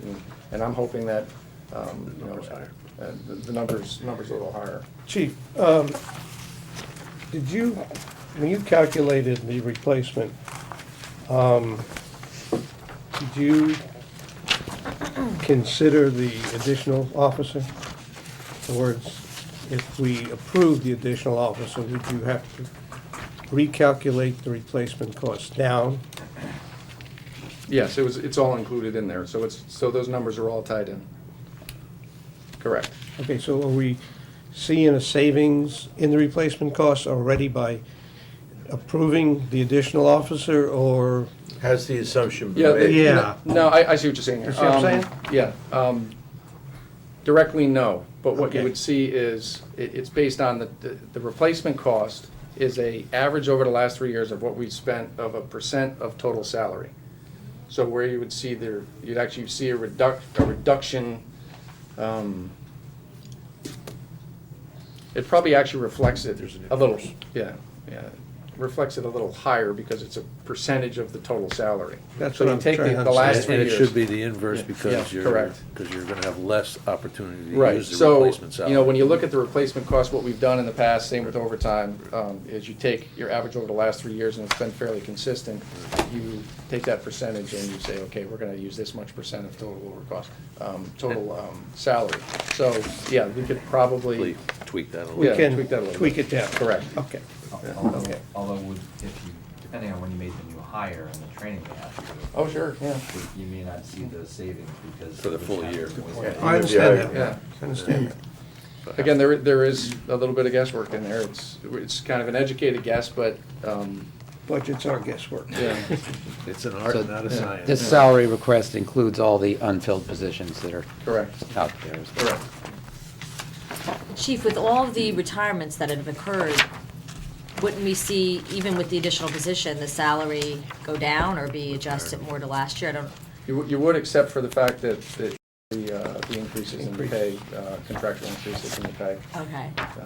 as well as some grade changes for some people as they move up. So while you had some retire and hire at lower, but some people in the middle are moving up in grade, and then you calculate in the percentage increases that were Okay. for the collective bargaining agreement. When you factored in the new position, did you factor in the cost to benefits and pension long-term in terms of what the overall savings would be versus the replacement? So when you, it's So not we- just the salary, it's also the benefits we're paying and then. We don't, that's not That's- within our that's budget, Compartmentalized. so, That's a Yeah, so human we'd have to resources. see it. yeah. Human So that would A come different from- budget, Yeah. okay. Yeah, and when we figured out the benefits, we figured it based on the salaries that were submitted. So yes, we have figured that in. But versus the replacement cost? Like, so what he's saying No, is not we're gonna versus save. replacement cost, because we're figuring benefits based on the, first of all, the 401 is just based on base salary. So replacement cost, that doesn't affect it at all. And the medical costs were based on number of employees, which just increased by Right. 1 employee. Right. So the replacement costs do not figure into that. The replacement cost will figure into our FICA. No, I guess that, maybe I'm not explaining it right. So when you say, okay, we're gonna save $30,000 in replacement because we're gonna hire a person instead, part of that $30,000, have you considered what the cost of the medical would be in the long-term? Yeah, when I pension? said that did not include. That's what I figured. That's correct, See, yeah. that's what I'm saying, so, okay. Yeah. And one thing I will add for clarification is that the step up in grade is all contractual. A lot of what's in our budget is all contractually driven. As you can see, sick leave exchange, you see a drop of $11,000. That's a function of all these senior people retiring, and pretty soon that number will be close to zero for costs, because, as I said, I'm anticipating another retirement, and that number will drop substantially. That's a sick buyback, which also is phased out. It's a tiered contract, so some people have it, some people have half of it, some people don't have anything. So you'll see that number drop. Within the non-salary operating budget, it's a very insignificant increase, in my opinion. We've managed it pretty well, I believe, to keep it down as much as possible. A total increase across every line of close to $14,000, which is, as you look at it, 2.25%. You know, the 14,000 are things that, a big one is, for example, contractual, uniform and clothing allowance. There was a contractual obligation for an increase to clothing allowance for cost of that, which is $7,000 of that $14,000. The other increase is, as you can see, copier supply. The copier lease, we had to buy new copiers, so that's $7,000. So that's basically all of our non-salaried operating budget, and that accounts for pretty much all the increases there. Is the 1,300 per officer for clothing, is that new clothing, or is that? It's replacement and new clothing, yeah. So when we hire somebody, we outfit them, and then annually, they have to, you know, they wear through their boots and their shirts and their jackets and their gloves and their, and that sort of stuff. With the copiers, so I understand you have new machines. Why is that? Is it so the maintenance expense is just We actually had a copier You had that. a machine. We had a copier that we were keeping that had, the lease had run through, it was no cost. So it's So just maintenance. Yeah, it was just maintenance, so, So now you're paying the lease and the maintenance? yeah. Okay. And when we've tried to do that, but one of our copiers we kept for a couple of years beyond it. If we can do it, we will. But we're. I was just trying to understand Yeah. what the bump was. So next year, you wouldn't see really any increase at all on that. Chief, have you noticed anything, any changes in the potential for data storage or anything like that? That had much of an impact on the budget? We've planned for that and budgeted within our past few years' budgets. What you'll see moving forward with the body cameras that we're looking at a spring implementation. There's different plans out there. The state has actually identified and developed some free cloud storage, so we're kind of working on an option there. But it's been there, we've planned for it, so it hasn't been reflected in a huge increase in hardware costs for us, because we've been planning for that. Chief, follow up on that body camera stuff. Is there any case law settled yet relative to retention, record retention? Well, we operate within the state requirements for record retention, and it's really pretty minimal, but we exceed that substantially. So the state records, we retain it, and our intention is, because we haven't implemented the body cam yet, is to retain it long enough for a federal suit, which is 3 years. Okay. So, and that's not gonna be every single bit of information, that's gonna be cases we've identified where there's been an incident, because this stuff runs constantly for X number of officers. That's why Jeff was asking questions. Oh, sure, It's gonna yeah. be a lot. It's a lot of data. It's a huge It could amount of be a data. huge expense going Huge amount of forward. data, absolutely, yeah. A question about the change in grades. Mhm. I noticed on one of the pages here that you have the cost of educational programs that some of the officers may have engaged in, includes yourself. And my question is whether there's any contribution made by the officers themselves, or whether this is totally assumed in your budget. What you see under education payments is an annual payment for those who have achieved their level of education. So the town pays nothing. Pays nothing, that has to be supported by the individual. The individual, there is one person still working there that's under a contract from pre-1981 where the Oh, dear. town Okay. would pay their education if they chose to go back, but they've not elected to do that. Okay, so they're contributing substantially to their own. Everybody you see on there that has a upgrade degree grade. paid for it Yeah, themselves. Okay. Yeah. Chief, I'd like to address the vehicle maintenance. Sure. Okay, see, they've increased it about $4,000, a little less than $4,000. Excuse me. I was down at Public Works, last time I was there was a couple of days ago. And, got into a discussion with, one of the mechanics. And he didn't have, too much good to say about a couple of our SUVs that we use. We looking at different types of SUVs to buy. It seems to me that he said in his opinion, we're putting a lot of money into those SUVs that we have. Well, I'll say this, we've had conversations with them, and there's Yeah. been particular issues with certain year models. Yeah. A lot of it's warranties. Right. Some of it's not. This is the standard for police vehicles right now. No, I'm not saying the SUV itself. I agree with you on the way to go was the right way that we, it's just I mean the type- actual, type- actual Ford, the costs associated, the downtime and the issues we've had with the cars are far outweighed by the advantages we've gained by switching to those. And if we switch to a different car, all the equipment has to change. Yeah, that was my concern. So we're in the phase now where we've almost, this year, we'll have all the same vehicle, and so all the equipment will fit, so you'll see, The when I components can present be the capital, transferred, the yeah. capital costs are dropping, because you don't have to buy new cages and seats and things like that I'm are assuming specific to those this vehicles. discussion is not about individual cars where, sometimes, the general choice of vehicles is fine, but there's such a thing as a limit. Yeah, well, I know. That's Oh, yeah. not the case in what we're talking about? No, there's been, you can actually look at particular model years and identify issues with each of the model years, like any other car you would find out there in the general public. So one year they kept having, the right headlight kept going out and all of them, and so we had to address that. Another one, we had a transmission problem that was warranted and fixed. There was a catalytic converter issue with some of them that was warranted and taken care of. Our cost is downtime for the vehicle. But you're okay with the choices that we I'm okay with the choices right now. Okay, that's what I wanted to haven't hear. seen anything that Okay. I'm interested in switching to yet. Okay. If we have enough data that suggests we need to do that, we'll certainly go in that direction. Seems like Because, more you and know, more. even on our private lives, sometimes the mechanic will tell you one thing, Yeah, and, well, no, they're very good down there, and they're. Oh, I know they yeah. are. And I trust what they're saying, but, Yeah.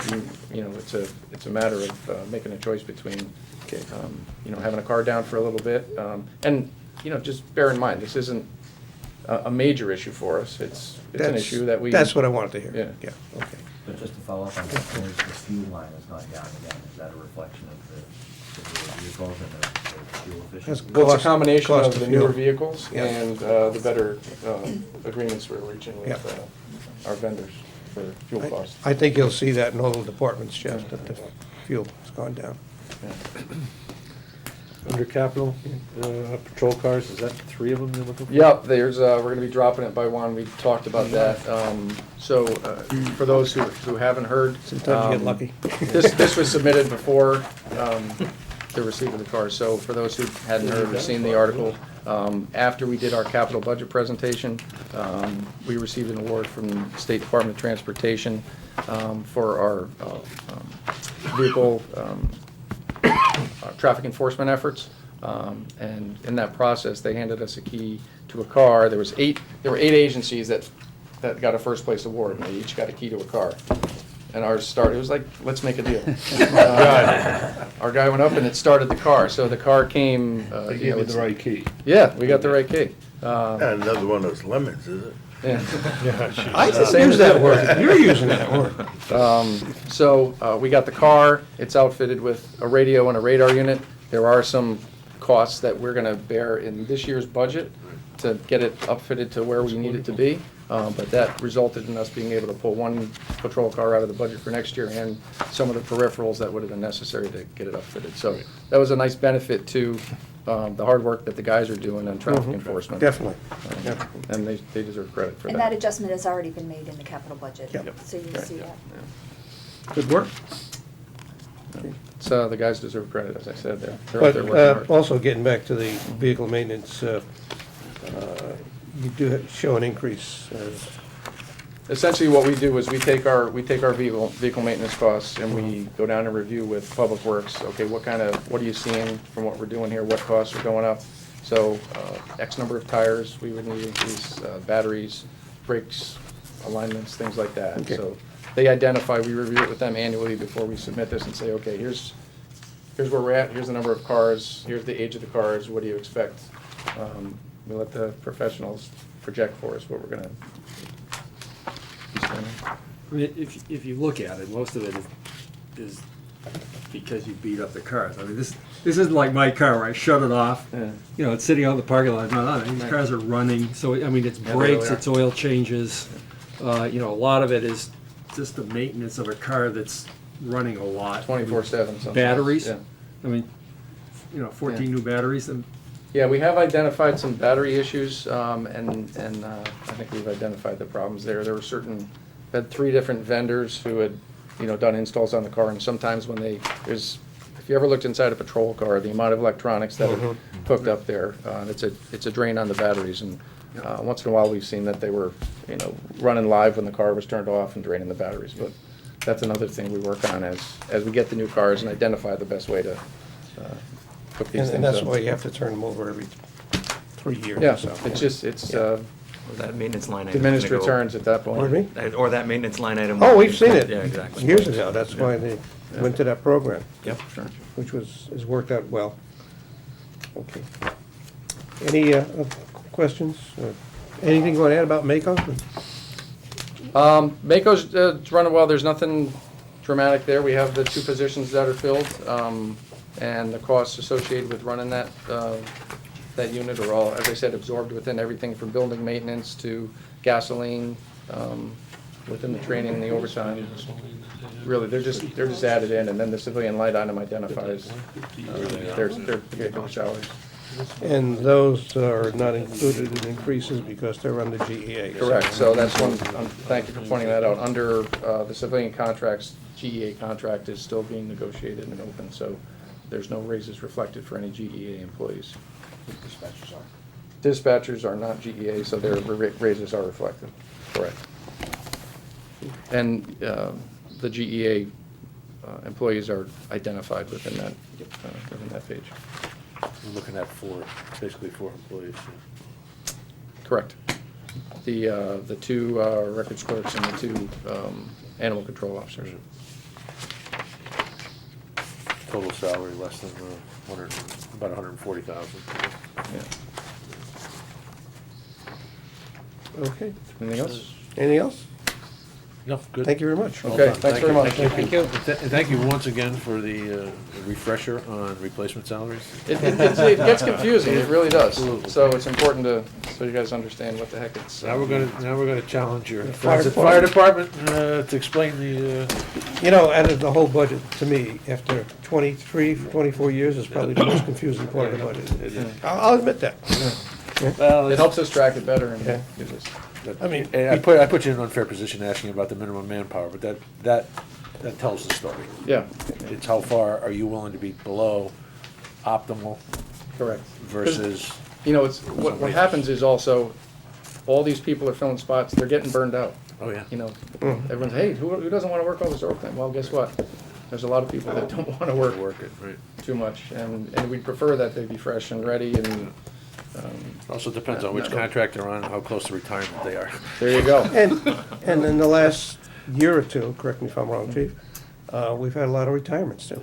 A significant amount, and as I said, we know we have one more coming, and, you know, there's a substantial amount of turnover, and all at, you know, a lot of it at administrative and supervisory ranks, so, a lot of challenges there, but, Create some additional challenges for you. yeah, That's right. but opportunities as well. There's a lot of sharp people down there with some good skills. This may be an unfair question, but are there opportunities for inward-based advancement? There's for been candidates? a whole bunch of it in the last year and a half, yeah. That's great that must be great for morale. Yeah, I think it is, yeah. I think the other comment I would make is based on history, both with this chief and his predecessor. The police department has been very good at not necessarily spending its entire budget. It requests what it thinks is normal, but it doesn't spend every last nickel. Exactly. And it gives quite a bit back in the past year, so we appreciate that. And I, for one, am a little more tolerant of some of your requests, because I know you're not gonna spend it if you don't need it, No, that's not our model, that's not our approach. So. unlike others. Oh, well. We'll leave it at that. Yeah, well, Thank you, gentlemen. Thanks, guys. Keep saying that the selectmen spend every last minute. We return one.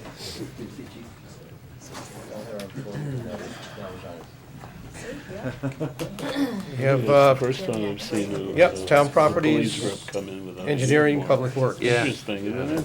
That's not out. Are they available It's less or threatening. what? What time are they supposed to be here? 10 o'clock. 10, yes. Because that's a s- that's the Mike, you same- can shut it down for a couple those are the minutes. same numbers that are in his budget.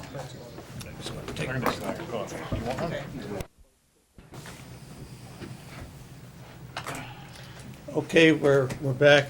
Next department, town properties, engineering, and public works. Gentlemen? Yep. Who'd like to come up first? Town properties Okay. first. We have Steve Nido, supervisor of town properties. Good morning, Steve. Good morning. Okay. How is everybody? Okay, would like to start? Okay, going down the list here, full-time salaries will be, were given to us by the Finance Department and Human Resources. Part-time salaries will remain the same, my part-time guy. Overtime will remain the same. Expense will remain the same. Electricity went up a little for the utilities, that's why there will be an increase there. That was given to me by the finance department. Cell phones remain the same. Steve, that's for what buildings? What buildings are covered by this? The utilities, Town Hall South, Old Public Works.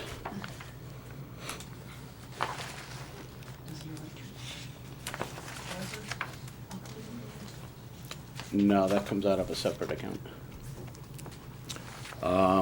Street lighting, that went up due to electricity, the increase. So that's why you'll see that raised up. Next line item is fire hydrant rental. That also went up, the water and the WYCA charge. Cemetery maintenance remains the same. Uniform and clothing allowance remains, it went up, we have a new guy. So that went up to, actually it went from $250 each to $300, so that's the raise there per man. Repair and maintenance remained the same. Maintenance supplies remain the same. Seasonal decorations are the same. Vehicle maintenance remained the same as it was last year. So that's the only difference. It did go up a little, but it's mostly the electrical utility charges. And your biggest hit seems to be the fire The hydrant. water, yes. Yeah. Yes. Okay. Were there an increase in the number of hydrants? I don't believe so, no. No. No, there's not, the budget for the current year is not sufficient to cover the fire hydrants this year. So if you look at where our actuals will end this year, the increase for next year is not as bad. We estimate it could be about $468,000 for this year. Is that a regulated utility? I mean, is that a number that comes out of a? Yeah, if you look in your book, I have a explanation of where that budget comes from. Pure public It utilities is regulatory. pure, yeah. I spoke to Connecticut Water to get the accurate, up-to-date figures on this, so these numbers are accurate, at least as of today, or when I did this. So what you're saying is they're not negotiable? They are not. Right, exactly, thank you. They're not negotiable. Regulated. Correct. But I mean, I guess the follow-up to that question is who, somebody must represent municipalities before that agency when these charges come up. The only way that it can really be controlled is the installation of new hydrants, and who, and I don't know if it'd be a zoning issue or what, but if a developer has an increase of population that requires a hydrant, if there's some way that that developer can be made responsible for it, that would be the only way that could be offset at this point in time. Obviously, all rules can be changed, but at this point in time, that's the only way to transfer that cost.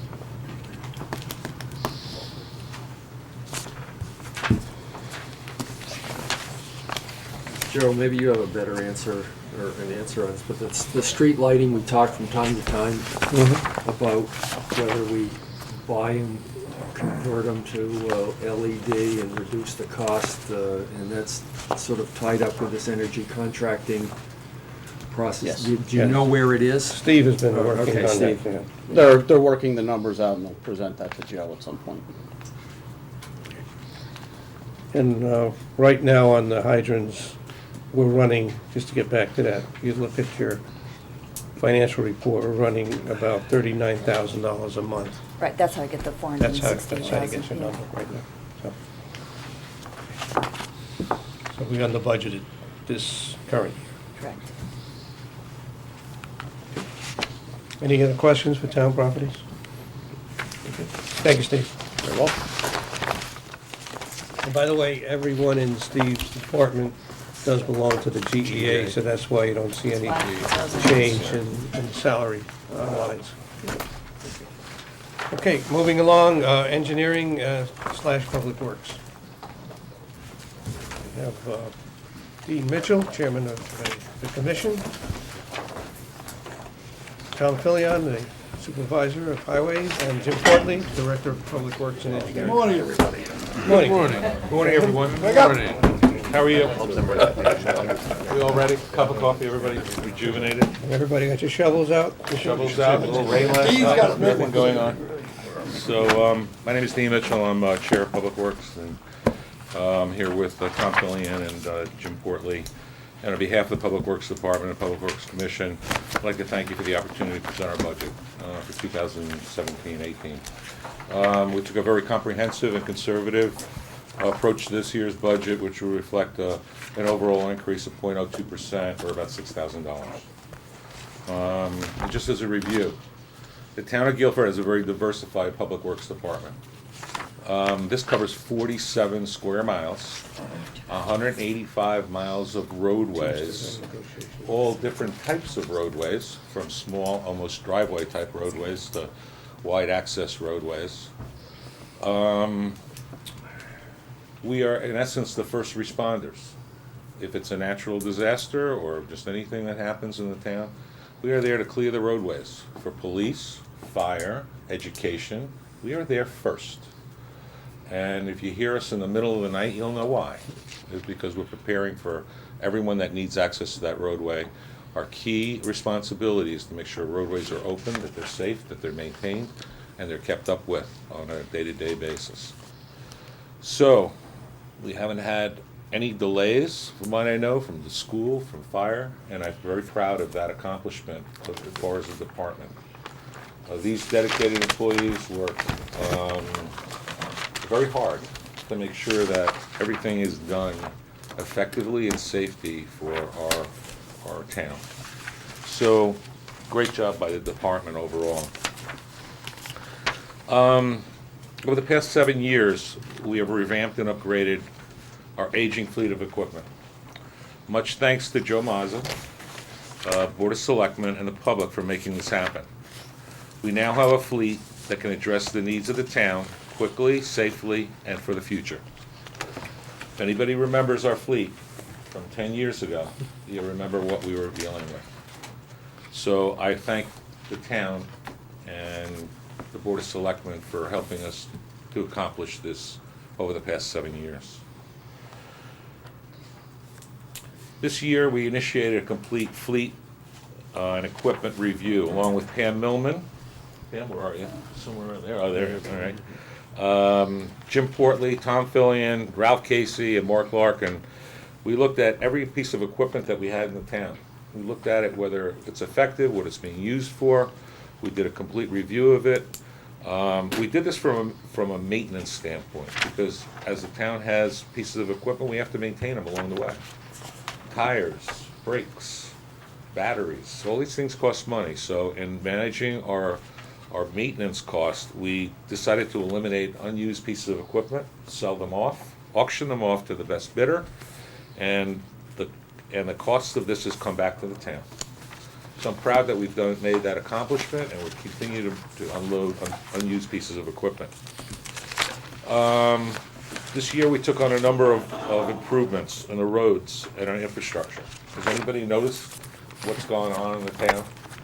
And the projects will include, take note of this, because it's probably one of our biggest years ever. Great Hill Road, Tuttle's Point, the parking lot, Broad Street, Northwood, Barnshed, River Street, Moose Hill, and Surrey Lane. We had a great winter last year to start these projects early, and we put our department into getting all these roadways done effectively and to save the town money. For example, Chapfitch Island Road, the actual cost was $227,000. Estimated DOT cost was $636,000. Cost savings to the town after FEMA money was net zero. Great Hill Road, actual cost $229,980. Estimated cost of $417,000, differential of $117,000 in cost savings.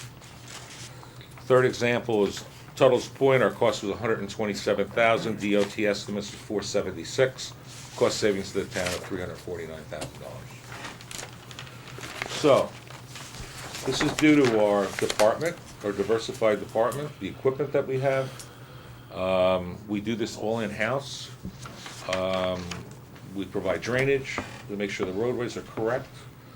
But we continue to work on our roadways that are old and need to be replaced throughout the year. And when people say that Guilford's an old town, so does the infrastructure that goes with it. So that can't be left behind, because we still have a lot of work to do, and our summer road maintenance will have to continue. Along with this, and I'll make this as brief as possible, and then we can go actually the line items on the budget. We service equipment for police, park and rec, Board of Ed, golf course, marina, town hall. This could vary from a chainsaw to a 10-wheel drive truck, and we do it all in-house. We're the envy of a lot of towns that we have that ability to do that in-house, and it saves the town a significant amount of money. So, let's go to the budget review. Just want to go over anything you might want to look at. Salaries are what they are, those numbers passed in. Labor and work orders are basically, flat. Part-time salaries is for the stump dump, and snow plowing. Any other major ones? Building maintenance went up a little bit. We have a 25-year-old building that needs some upgrades, but now the DEP is requiring that we replace a tank according to new regulations, so that's in that budget, that line item. Road maintenance summer kind of kept it below last year's number, so it's at $325,000. I highly recommend that we keep this number up. Cost of petroleum and the aggregate that goes along with doing summer road maintenance is at lower price, and I think we can accomplish a lot more with road maintenance for the summer and get a lot more roads done. We have a good price right now. Let's take advantage of it. If the price does go up, then we can adjust the years ahead. But right now, important that we continue the momentum that we already have on some of our roadways. Winter road maintenance is what it is. We kept a 3-year average on that, and that's pretty much where it was last year. So all flat. Line striping, we're up a little bit, but if anybody has driven around at night, they could see the new reflective paint that we're using, which is the last 3 to 5 years. So overall, that's a cost savings. And finally, education and training. We have outlined new software, and that's for our engineering department. This is something for road design. We've needed it for a while. Considering we do everything in-house, I think it's important to have that in there. Is that a one-time event, or is that going to drop back to zero, or is there an annual? So it's a one-time. Comes with a, Mark needs any help from a consulting standpoint and go out the software. He does have that access to the software program. Do you have any questions? Dean, very well presented. Chip seal program, we've discussed this over the years, how many miles, we had been behind the curve at one point, owing to the budget constraints we've had back in 2008 through whatever. How many miles do we anticipate doing at the reduced cost of materials? We increased it last year. I don't have the exact mileage, but on some, it varies. It all depends on what we get a price at a certain point, and then we adjust what roadways we have according to the, how many linear feet that we're gonna get. So to answer that question, I probably couldn't get that until we had a final number. We use one company to give us the cost of the chip sealing cost. They've done a pretty good job, and they've kept within the pricing that we've wanted. So to answer your question, I can't give that exact amount, but we anticipate with the number being basically the same, we'll increase the roadways we had planned. Okay.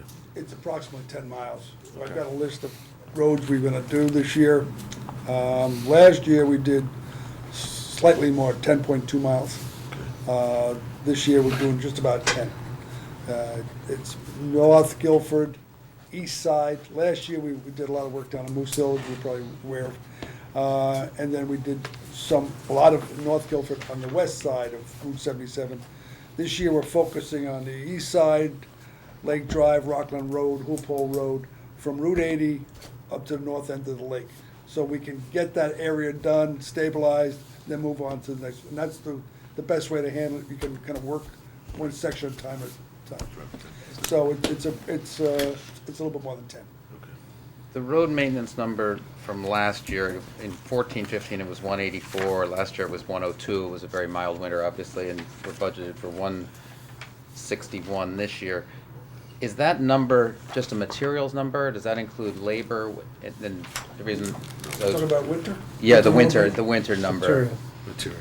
No. Because on the follow-up page, it has the contracts that you got put out, the rock salt at $70 a ton and the ice be gone at 86. So is the 161 just those supplies that I see itemized underneath that? It's with supplies, salt, ice be gone. Calcium, pallet Correct. cutting edges, pallet. Correct. So these components here Will enter are, into the. are what goes into that number. It's not the labor involved. So my next question is, so in a year like last year, when we didn't use everything, presumably we had a bigger budget, so we have lots of supplies left over, and does We that have roll some. into this year's number? We buy our supplies of state contracts, so inevitably, as we see the supplies going, minimizing, then we'll replace. We don't stockpile, we do keep some salt and some sand in our yard, but we don't stockpile, we don't try to make up, like. So you don't have $161,000 worth stockpiled, so there's a minimum contractual obligation presumably then when you go out to bid, and No. there's not, okay. You know what it is, we have to commit to buying 600 tons of, basically it's ice be gone, and 700 tons of rock salt. So we have to make those commitments. We don't have to commit to purchasing 49 sand. and 54, so that's 100,000 out of the 160 basically, Yeah. okay. Now, sometimes those commitments are not called. You know, but if we're going into a season, we have to say, yeah, we're gonna buy 600 tons. 600 tons is not a lot. No. It's kind of, we will get through that if in the beginning of a season, if we have a bad season. I want you to also remember, back in some of those earlier years, we got 102, 15, 16. Sometimes those numbers at the end of the year reflect, if a disaster was called and we got money back, that would reduce that number. So those aren't actual expenses. Okay. You know, when we had the. So that's net of any FEMA money or whatever you might get. Yeah, Okay. this money that came back to us when they declared the disaster after the blizzard. Okay. So, you know, that's the reality. And every year, we've had one major event that's helped us on those line items. And they pay for that. And just as a matter of clarification, we typically encumber for all of the winter road maintenance items. Yes. And if we don't use them, those encumbrances are canceled at the end of the year, and that money falls to fund balance. Yes, absolutely. That's correct. But we have to purchase a minimum amount. Right. But we surpass that minimum. On a bad winter, we will go through 2-3 times that. Any grants we may anticipate this year? For winter road maintenance, not unless we get hit by a It's all- blizzard. It's all after the fact. It's all after the fact. The only place we've looked for grants is in the capital improvements. Right. We have grant applications in for reconstructing Nut Plains Road. That's under a lot SIP program that's through DOT. Not low SIP, but lot SIP is a different program.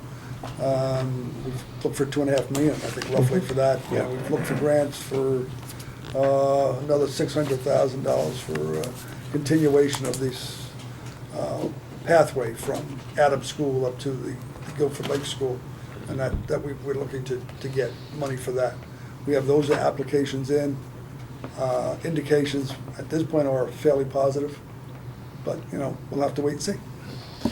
Jim, State you bring isn't it- in the best shape. But Jim says he's fairly positive, but since they took our LoSiP money away, I'm not that positive. Right. Now, I attempt to be an optimist. Are there any projects that you guys are anticipating doing that we typically would get LoSiP money for?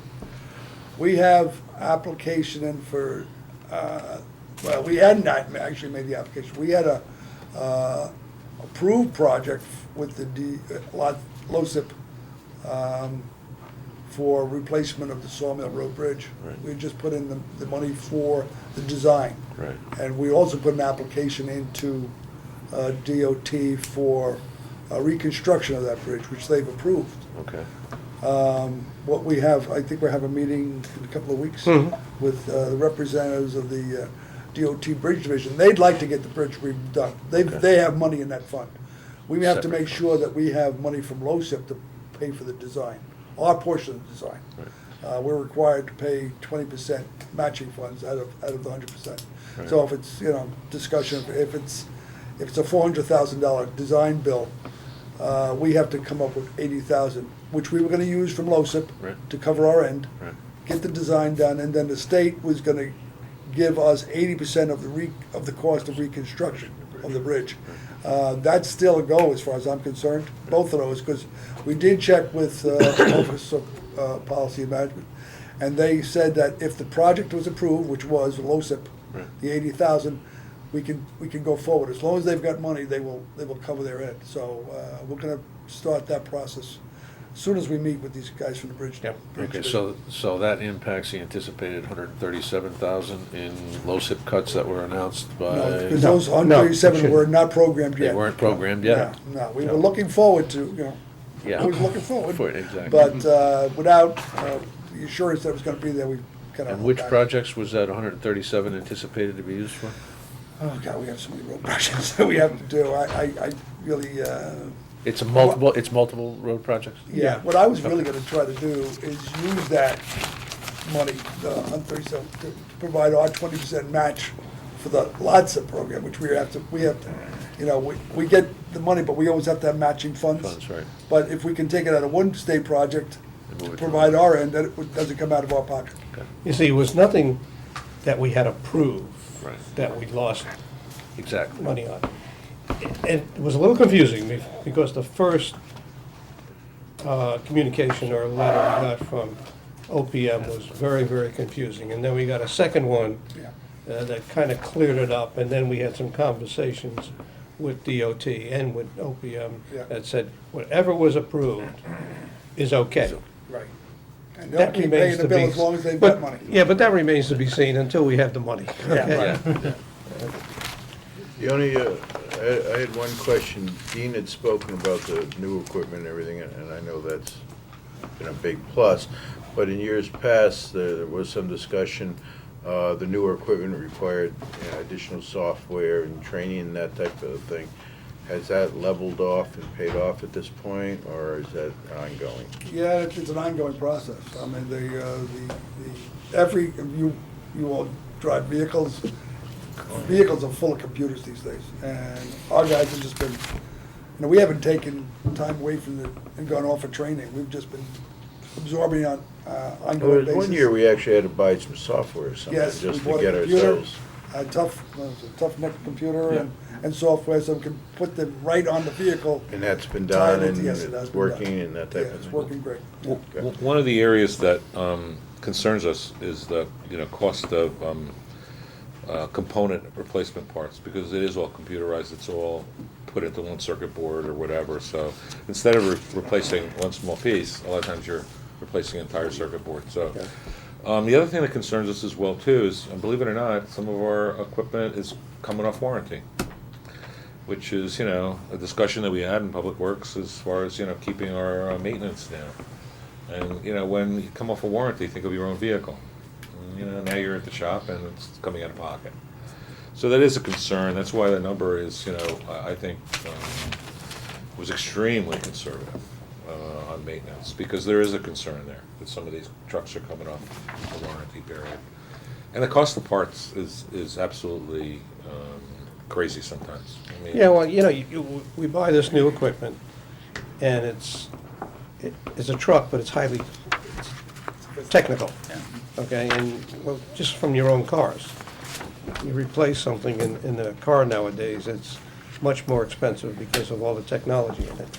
And we're finding out the same thing with our trucks. It's nice to get these brand-new trucks, but when you have to replace a part out of warranty, it becomes very expensive. So, I mean, I look at the maintenance course myself and saying, why are we spending this much money when we have new trucks? But to replace a part, take any one of your cars nowadays, it's, like I said, it's very expensive, so. An example of that, we had placed a headbeam on one of the police cars. Now, years ago, you go get a bulb. Yeah, bulb, you plug it in. There's no such thing as a bulb. You can't do that. No. Instead of a $30 bulb, Right. we had to get a $550 light assembly piece that had to go Yeah, in well, there right. in lieu of that one bulb. Alluded I to mean, that it's- discussion with the last department. Exactly. Yeah. Yeah, and then maintenance, just basic maintenance, like, tires, prices of tires have gone up, price of, all the equipment that goes into it continues to increase. So that's why I look at when the maintenance number is a very conservative number, in lieu of everything else. And that's why it behooves our staff to just take care of the equipment. That's the point I'm making, is take care of it. And they do. Out of the, this year's budget, how much of the 170 is encumbered? I have to look at it. I think we have still 123,000 encumbered as of last. I mean, Okay, so still we're in okay shape. We're in Okay. good shape. I think. Oh, don't start talking. Don't. No, we worked until yesterday, then it went downhill. I mean, it sounds like a Board of Finance meeting. Tell these guys, Don't say it. With encumbrances, we're over at this point. Right. Like We talked about some of last the time. other items in Public Works because of the blanket purchase orders Yeah, for all that's- of. Yeah, but we have 124,000 encumbered, and with that number, you're 21,000 over. Over. So you're in good shape. Yeah, We shouldn't say that. don't say that. Well, so we have resources available should we need to use them. Yeah, right. On That's your, why we have fund balance. your capital, you guys are looking at a max six-wheel dump truck? Well, we were looking for two. You are? But now, You're not looking at two now. we've been told we're not gonna get two. The game continues. Yes. How many years? Jim, the title gate on Shell Beach Road has been sort of discussed for a while. Is that anywhere in the budget, or is that a DEP paid, or? That is, On lead silent. yeah, that's not our, we don't have to pay for that. That, but we have, what we've committed to do is replace the tide gate down there as our compensation for, or mitigation is the proper term, for getting DEP permits. So we're gonna provide the equipment and labor. DEP is responsible for the cost of supplies and so forth. Is that scheduled, or are we still? We got an email yesterday that they're, and I think this is because they got a letter from one of the residents down there and stuff to say, listen, you better get this done, or, because my properties are being distressed by this failing system that they have down there. So I think they're gonna try to, they've told us they're almost 99% sure they're gonna get the funding to schedule it. And I'm gonna respond to them saying, listen, based on your past permits, we can't start work until October 1st anyway. Because anytime we work in Royal Island, any saltwater environment, we have to respect the DEP constraints. So we wouldn't start that job until October 1st.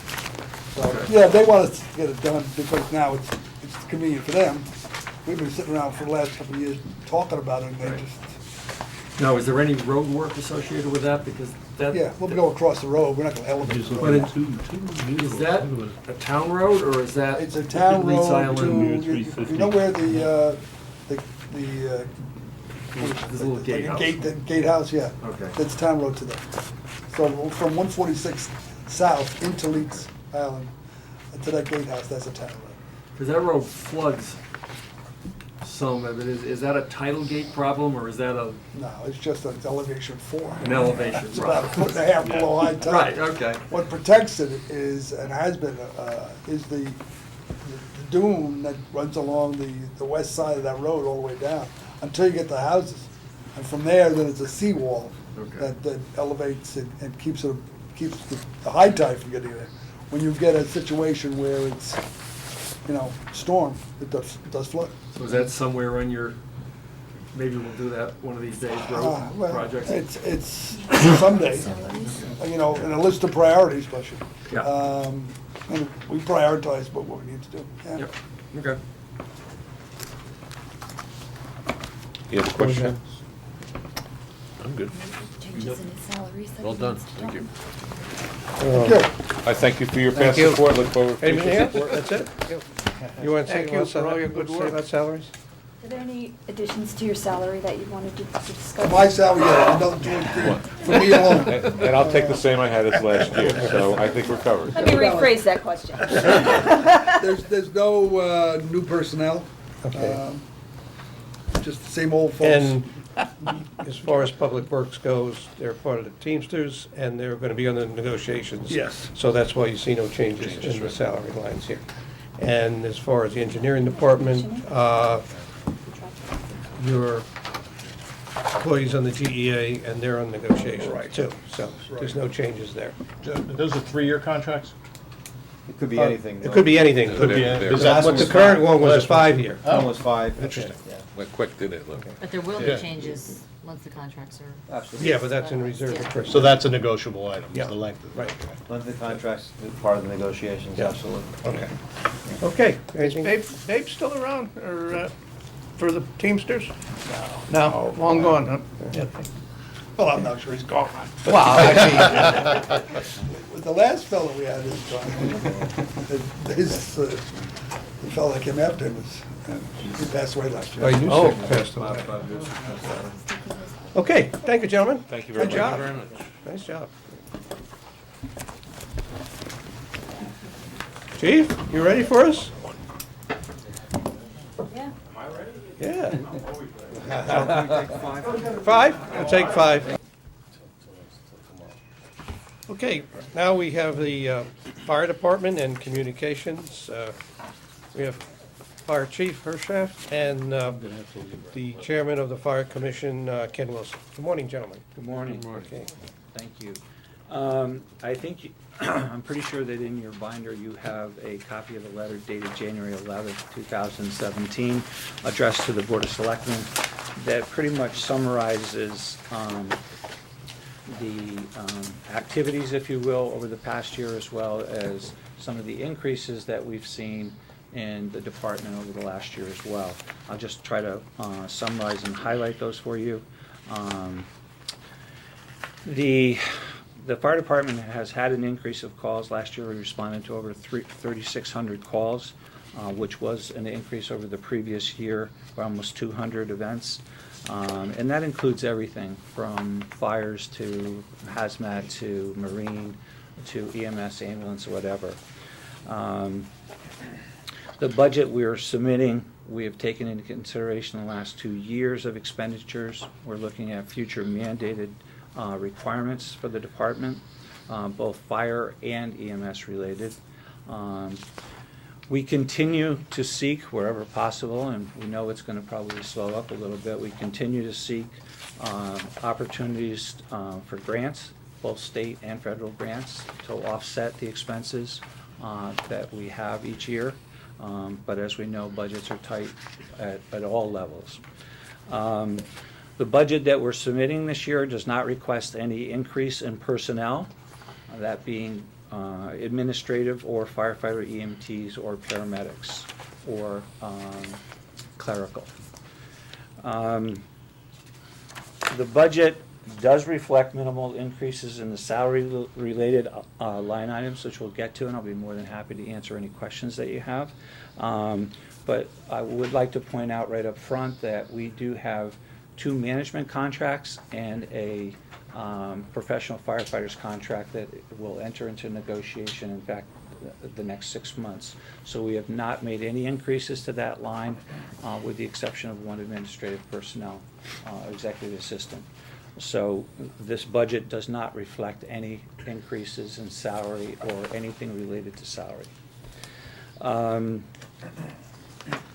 Having said that, I think, and the other thing I will say, as I know that the chief has met with the finance department and the first selectman, is that we are increasing our contribution or our target for revenue to $830,000 in the fire side and $1,000 in the non-related side, which is burning permits and blasting permits and things like that. So we will have a target this year of $831,000, which is a $31,000 increase over the previous year. If you don't have any questions on that, I'll go on to the second page of the document that I presented to you. I think you'll see, or you can see there, it's pretty consistent with what I just outlined. The $294 is strictly for job, our executive assistant job reclassification and the increase for the upcoming year. As I mentioned, the contract, the management contracts, and the IAF are in negotiations, and there is no settlement yet, and I'm not sure what that will be. I would imagine that you will be setting aside funds in reserve for personnel. Part-time salaries, again, related to, there is no increase there. Commission clerk, there's no increase. The $9,500 for the overtime represents the coverage for hours worked over Garcia, which is over 212 hours. And again, the stipends, there is no increase due to the contract. Replacement salaries, which is always the one that seems to catch us every year. And there's three components to that, and Chief can also chime in, but one is, and the most, I want to say the one that hits us is workers' compensation cases. That's something that we cannot forecast. It's not something that we can say we have this magic ball that says that we're going to have 4 this year. So whenever we do encumber those, whether they happen to be a firefighter, EMT, or a paramedic, we have to replace them, and that comes out of the replacement salaries account. We try to do like for like, but you can't always do that based on the contract language, which talks about seniority and things like that. So you could have a firefighter EMT out, but you could have a firefighter paramedic backfilling that position, or vice versa. The second part of that is call-ins. When we talk about call-ins, that's an important part of I don't want to say our business. We have simultaneous calls that come in within 5 minutes, 10 minutes, 15 minutes of each other. And when we have the personnel out at one call or whatever, we have to call in others, whether it be for an ambulance run, whether it be for a fire call, whatever it may be. And those, that's a big portion of the replacement account as well. What's the other thing I wanted to mention? Oh, we do have some personnel that are not at the grade A level. They're moving up through the C to the B to the A, so you'll see part of the increases for that is in that particular account as well. Okay, we have been short the last 2 years in this particular account due to those things that I've just outlined to you. If anybody hears us, sees us, the number of calls that we're responding to back to back is just it's a huge number. It's a huge number every single month. Having said that, our subtotal in the salaries account line is $113,137, which is a 3.1% increase. Okay. The variable, as you can go down through the list, we have for the contract the town has, the utilities account is, we've decreased it by $1,784, fuel $318, operating supplies. I'm going to take a second just to address that. There are some pieces of equipment that are on a replacement schedule. What we do is the turnout gear, we replace 10 sets every year to stay in compliance with OSHA, to make sure that we have our personnel protected as well. There is a life expectancy no more than 10 years. 10 years. So that is one of the costs in there. As related to other things, and I couldn't mention them all, medical supplies continue to rise. That's something that's out of our control. To the chief's credit, he does get, I want to say, bids on and quotes on different equipment and medical supplies. We did switch last year on one of our vendors for medical supplies and to save some money, but not to diminish the value of the product that we need for patients or whatever it may be. And then there's other equipment as well. But again, $11,888 increase in operating supplies over the previous year. The other accounts, right down through the bottom, except, and I made a mistake on vehicle maintenance, there's a $207 increase. $207, I'm not quite sure, I think we could apply it to a lot of different things. But overall, our variable increase is $9,993 for a 1.5%. Looking at what we've presented, the fire department, the commission has approved for recommendation to you a budget of $4,423,015 for a 2.8% increase over the previous year, without any increases in salary or personnel at this particular time. And the last page, which we were here at a workshop, we presented the capital operating budget requests and the 5-year capital bonding replacement. And again, those are all in priority order, okay? So they are in front of you. But having said that, I don't think I need to go through that again since we did that at the workshop unless there's any questions there. But I'm more than happy to entertain any questions from anybody at the table. Thank you, Ken. Sorry. You said that you were going to project an increase on the ambulance up to about 830. But according to the statistics that we were looking at just last night, you're running on about a 900,000 level this year. It depends. Again, you're looking at call volume, and that's what we look at. Some of the Would you calls. say call volume? I didn't hear that. Call volume. One of the things which I don't have in front of me is that we respond to a number of calls, our increase in calls. There are some calls that we cannot bill because we don't transport. Last year, we were very fortunate that with the change in our billing, in the use of the credit card machine, and also coding, and the fact that we introduced in apparatus, what do you call it? iPads, and in the apparatus, we're able to get more accurate information quicker, fill out the run sheets, and get them billed within a day, 2 days at the most. So we were able to, because of the call volume, increase our numbers last year significantly. But do I see that steady? I can't sit here and tell you that we're going to have the same number of calls, the same volume, the same billings.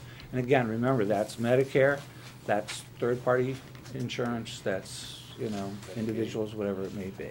Medicare, again, Medicare is paying us less and less every year, okay? And we expect another reduction by Medicare and Medicaid. So we don't want to be high on our number because we'll hear at the Board of Finance meeting, well, your fire volume is department's going under their projection, so we want to. What is your percentage, if you have that number, of your billings to Medicare and Medicaid? I don't have those with me. That's Okay. something I would have to search I out. would say somewhere in the area of 70%. So more than the majority of your calls? Okay. And I will tell you, we are current every day. I mean, we have an excellent executive assistant backed up by a part-time clerical support, and they work very well together. And what gets turned back to us, what gets sent back to us by Medicare because of coding is corrected that day, and it goes out that afternoon. So we are current. You have a steady decrease in budgeted utilities. That's obviously in contrast to a number of other departments, but is there a reason? Do we do some converting or something? I mean, that's pretty. The rates have been given by us by finance and. Strictly a rate issue? Right, Yeah. just a Not rate any issue. conversion. Like fuel oil, there's been a considerable savings in fuel oil. Now I'm talking about utilities. I'm just surprised. I mean, other departments are talking about increases, and nice to see it going that direction. Have you ever been in the fire headquarters? He doesn't like to use heat there. Well, I just, I didn't know if it was you had converted to some gas or something, or something different, but is that Nice to see, especially compared to other departments Yeah. demonstrating that it's going up. Same amount of gallons, there's no change. That's a good point. No, it's steady. I mean, you look back to 14, 15, I mean, every year, the budgeted amount, I'm assuming that it's not far off actuals, you know, and it's just interesting contrast to other departments that. The biggest savings has been the fuel oil. And in utility, our fuel oil is there. Okay, so Okay, fuel, for Fuel fuel. oil, is- fuel is okay, the trucks. so fuel is strictly- Okay, and there's been a Truck, significant right. savings in Okay, fuel. well, okay, that makes, For there's the been a apparatus. decrease. in- Right, Okay. right, because diesel fuel has come down considerably. You know, I can remember we were paying almost $4 a gallon, now we're down to $1 something a gallon. So it's been a considerable drop. Eversource has not been one of those that has been coming down. Oh, no. No, that's No, what no. I was thinking, No, well, what do you guys, no. okay, but that Right, explains it. right, the fuel thing, that does throw it Yeah, off. I was thinking of fuel. Diesel fuel. All right. One of the firehouses was just converted to natural gas, but it's not headquarters. That's showing up yet. And if I can comment, the chief and I and finance director, as the commissioner has commented on, had sat down a couple of weeks ago and looked at this, I was gonna say stipends, replacement salaries, and over the last couple of years, and the number that you see here of 923 is probably a pretty realistic number. It's a high number. We decided that we should put it in as a first pass, because every year, we're always over budget on stipends. Whether we keep it there or not. but- Replacement salaries. Replacement salaries account, right. Replacement Stipends, salaries. replacement Yes. Replacement salaries. I'm sorry, I That's said, I 103,000. know I said, I was looking at stipends, I meant replacement salaries. But to me, after the three of us met and we talked about it and worked up some numbers, that's a realistic number for the first time, I think, in the budget. Now, whether we keep it there or not, is another story. But every year, that line has been in a deficit position by the end of the year. But that's where it probably Gotta should be be. realistic. So, that's why it's so high. I'm sorry, can we? Ken and the chief, I know you got, that's a good presentation. 103,000 of the 123,000 increase is attributed directly to replacement salaries. And we've had this discussion in the past, and we had a somewhat of a lengthy discussion with the police department an hour ago, whatever it was, about the replacement salaries. And I guess, I continue to struggle, and I think it has to do with staffing patterns, but I would like you guys to explain, not only for me, but the other members of the board and the community, the vast difference between replacement salaries at the police department, which represent about 10% of their overall salary costs, their budgeted salary costs, and the fire department, where replacement salaries represents about 35% of budgeted salary costs. That's a Sure. big discrepancy. I'll take that. Yeah. First of all, is in our budget, there's actual true replacement costs. So we got holiday replacement costs, we got vacation replacement costs. And those two are somewhere in the area of about $400,000, okay? The call-ins, which is for additional, we only man one ambulance 24/7, all right? And if we have a special incident for hazmat or structure fire or some other unforeseen, we need additional personnel, that's called a call-in. The majority of that money, which is $317,000, okay, is for call-ins. Like me and people calling sick. No, call in for an additional ambulance. Oh, okay. Okay, so that means 2 additional people come in at a rate of pay that's been established by the Garcia laws of the state of Connecticut. Okay, they come in and man those ambulances. We have 3 additional ambulances. It is not uncommon, matter of fact, it's more common than uncommon, that we have 2 to 3 ambulances out at the same time.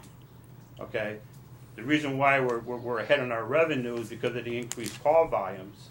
Okay, And that's the reason why, okay? Is Medicare rates have gone down, but the call volume has gone up, okay? Which requires us to call in more people to man those ambulances, okay? So that's the big difference between us and the police department, if you're comparing us to the police department. So you'll get a call and then you have to call the guys in? Right, Yep. So, right, okay. okay? So we have to man the 3 additional ambulances. Which they're all career Right. people at this time. Okay, at this point. and we're not at this phase as yet to sit there and say, is it break even to hire full-time people? Because that becomes another, a set of holiday replacements, vacation replacements, sick time replacement, and everything. We're not there. Benefits. Okay? Right now, we run at a minimum staffing. If we don't run with the staffing that we currently have, which is 8 critical pieces of fire apparatus, which was in the MMA study, okay, will not respond. Okay, if you remember the MMA study, which some of us have been around here long enough, said we should have 10 people on duty. Okay, and some of us who were there at the MMA study also said, if you really wanted to have 10, there was a formula you should use, so you can always have 10, but okay, you have to hire 12 or 14 to have 10, because you're always going to have book-offs. So this really has to do with how you've decided to staff your department. Right. Versus the way they do it at the police department. Well, that was for- gonna for- be the second part of that is. So, let me finish, I had a question in there. Yeah. And that is, so you have, what, 8 on staff? Yes. Okay. So, a call comes in for an ambulance call, 2 go out. Right. That means there's 6 left in the fire department. Right. Instead of using 2 of those for the next call, you're bringing 2 people in. For another. To leave yourself at least 6 people in the event that there's a fire. But that's not factual either, because sometimes if we can't get 2 additional people, we do take one of those people and do that. Okay. And what that also does is leave us with a piece of fire apparatus that is unmanned. Right. Okay, which is not a good situation to be in. All right, and then we try to call back to backfill that particular position. Okay, that's the reason why. Chief, could you go over those numbers one more time? You said there was 400,000. You started to itemize. Okay, yeah, for holiday replacement and vacation replacement, Mhm. okay, it's approximately 400,000. That's holiday. Page 5. Yeah, on page Okay. 5 is right. It's on page 5, It's okay. all broken out. Okay. Okay, officer replacement is 56,000, sick time replacement, which we've increased that in the breakout of the sheet. Okay, we went from 67,000 to 92,000, and that's to cover our workman's comp issues. Mine will say page 1. Okay, and then there's, training replacement like the police department.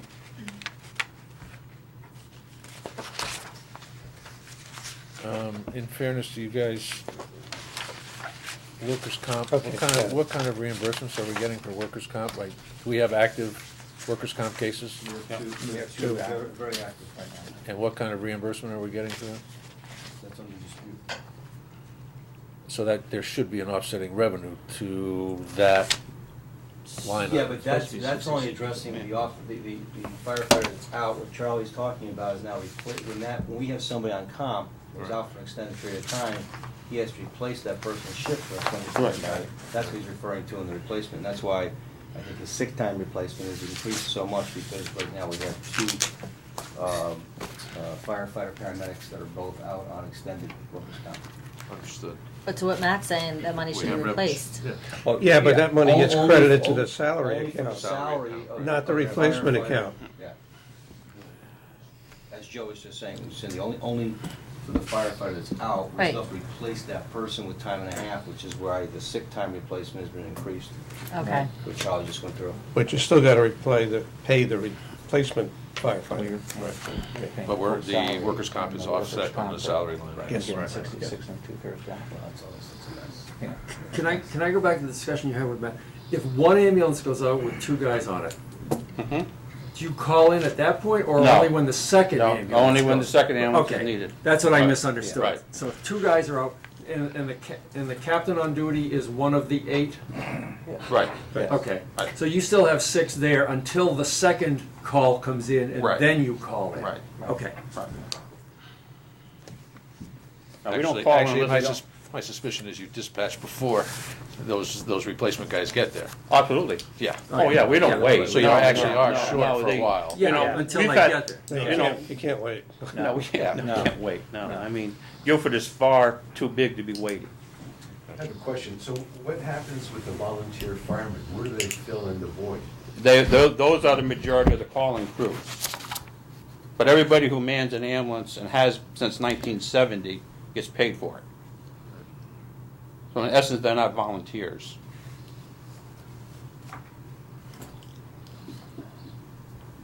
So what percent, so then you must be different from the police department in that 100% of the replacement line is overtime.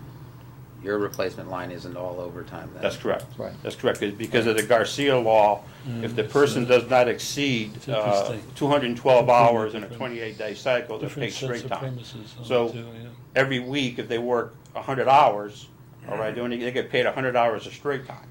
Now, if they take a holiday, if they take a vacation day, if they take a sick day, that breaks the 212 cycle. So that time comes out. So it's all done in straight time. That's the reason why the overtime is so low. So, to be clear on Peter's question, if 2 volunteers are called in, they are now paid. Absolutely. They're paid for that call. And have been for a long time. At what rate? Matter of fact, I don't think there's one EMS crew in the state of Connecticut that's not paid their crews to come in. To Okay? man an ambulance. To man an ambulance. Not a Not, callback. not an apparatus or a fire truck. Right. They're not paid for that. No. Okay. And how do we pay them? 1099 them, or No. or they become They're payroll at that W-2s. point? W-2? W-2s. Benefits? So at that point, they're considered an No. employee. Part-time employee. Part-time. Part-time employee. Thank you. Part-times. Been doing it since the 70s. Right. So that they're not pensionable or anything like that? No. Straight rate, 4-hour minimum? Yeah, there's a rate that they have to do by Garcia. Yeah. Well, the question is, every year, the volunteer fire department asks for contributions for all the residents. What happens to that money? That money is, the volunteer firehouses are a privately owned piece of property. And that money is used to offset the cost and the maintenance of those firehouses. So the 4 firehouses outside of headquarters are privately owned buildings. So all the maintenance within those buildings is done by them. Shingles on the roof, door hardware, whatever they have, it's all on them. Where are you with the volunteers? Is it pretty much the same as it's been the last couple of years? Has it gone up or down? No, the volunteers are level. We have what we call 23 active volunteers that are, suitable to do interior firefighting. You know, in the books there's more, but the ones that we count are the ones that actually can, put fire. That number. Right. So in the whole town of Guilford, we only have 23 Volunteers. volunteers That's who are correct. certified interior. That's correct. Right. How many are certified ambulance? That number is a little lower. Yeah. Yeah, the number is a little lower. Okay. But they're different people. Yeah. Well, some of them could be the same, Yeah. some of them could be the same, but they tend not to be now. I know you can't answer this question too directly, but you mentioned that you are entering into contract negotiations. But you also mentioned that there were some contract limitations that hamstring you relative to how we have to staff or treat some of these call-ins or some of the replacement. You mentioned something about some of the limitations of the contract. And I don't- I mentioned about the seniority by call-ins. So is Or that, not call-ins, is that but an backup. item that could be on the table during the negotiations to give you more flexibility with your staffing? Just a question, and I don't expect an answer. Leave that to the operations side. So as you mentioned, it's an issue for you. It could be, but as Ken said, though, to work both ways. Because what you're saying is contractual, I don't want to put words in your mouth, but I think what you're saying is contractually, you've got to replace somebody, You may have to because you're going to replace an EMT with a paramedic who's paid more. But conversely, you may be replacing a paramedic with an EMT who's paid less. Am I right? Is that? Could work. Yeah. But a good question. The only one of the day. The other ones were, the other ones were bothersome. Meddling, just Okay, meddling. any more questions on fire before we turn to communications? No, good job. We can go back to fire anytime if you want. Yeah, is there anybody else? Ken, in your intro, Yeah. you had 3,664 calls for service in the calendar year. I assume you have details on that. Can we get a quick cheat sheet on what the breakdown of fire, marine, motor vehicle, hazardous? We could provide you something like that. This- That'd be good. Well, I don't want Won't make a to lot list of of all sense, but 3,000 of them, but oh if you boy. could just break them What'd down. you ask a bit. for? Right. Appreciate it. And the thought occurred to me when I saw that number, and based on the description, a good number of those probably have police presence at them as well, right?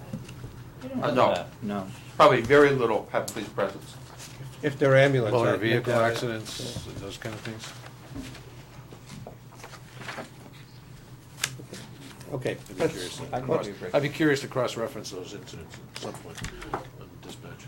And for what purpose? Just as, how many Because resources the we level actually of are training is sending. entirely different No, at the just- medical level between Charlie. EMTs and I'm paramedics. not suggesting the Okay. police can do that job, I'm just saying, it'd be interesting to see how often both of our emergency service units are on the same scene. Just. Very little time. Very little time. Do you have any more for fire? Okay. Want to handle communications, chief? Sure. Communications is really outside of, there's a salary increase because of negotiations. And the only other increase that's in there is overtime a little bit because one of the members of that bargaining unit obtained an additional week of vacation time. And the only other big increase in this is the service contracts, we went up $10,000 for servers, radio equipment, and all that stuff. So the budget for communications is $573,208.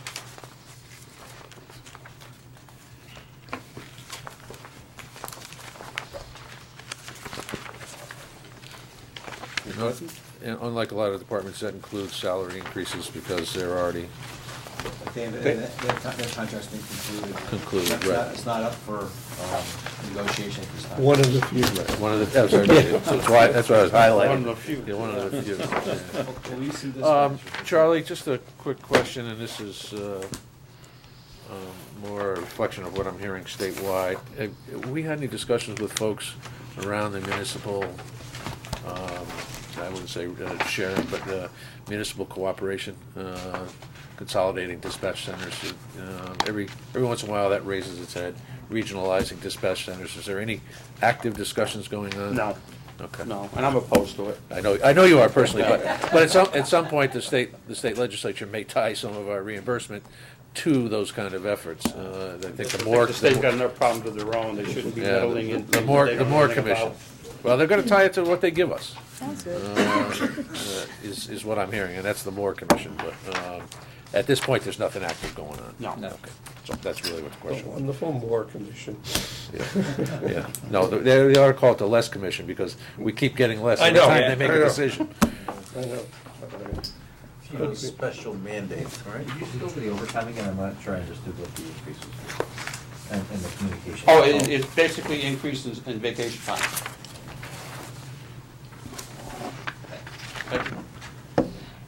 Obviously, that's a 24-hour. Yeah. 7, but, yeah. Okay. Yeah. Okay. Anything else for these gentlemen? No, thank you. Good job. And Thank thank you. you for, Nice job. thank you for the belabored explanation about replacement salaries, but it's, we made, your peers on It's the a fire yearly- department it's went a through this. yearly- It's a yearly conversation. And the good news is, your story stays consistent. Bad news is, we still. We still don't like it. We still don't like it, but. Okay, this concludes our first day of budget presentations. Tomorrow is our second and final day. We have the rest of our departments to go through. So at this point, I would take a motion to adjourn. So moved. Second. All those in favor? Aye, thank you. Do you Thank you again for including us. see some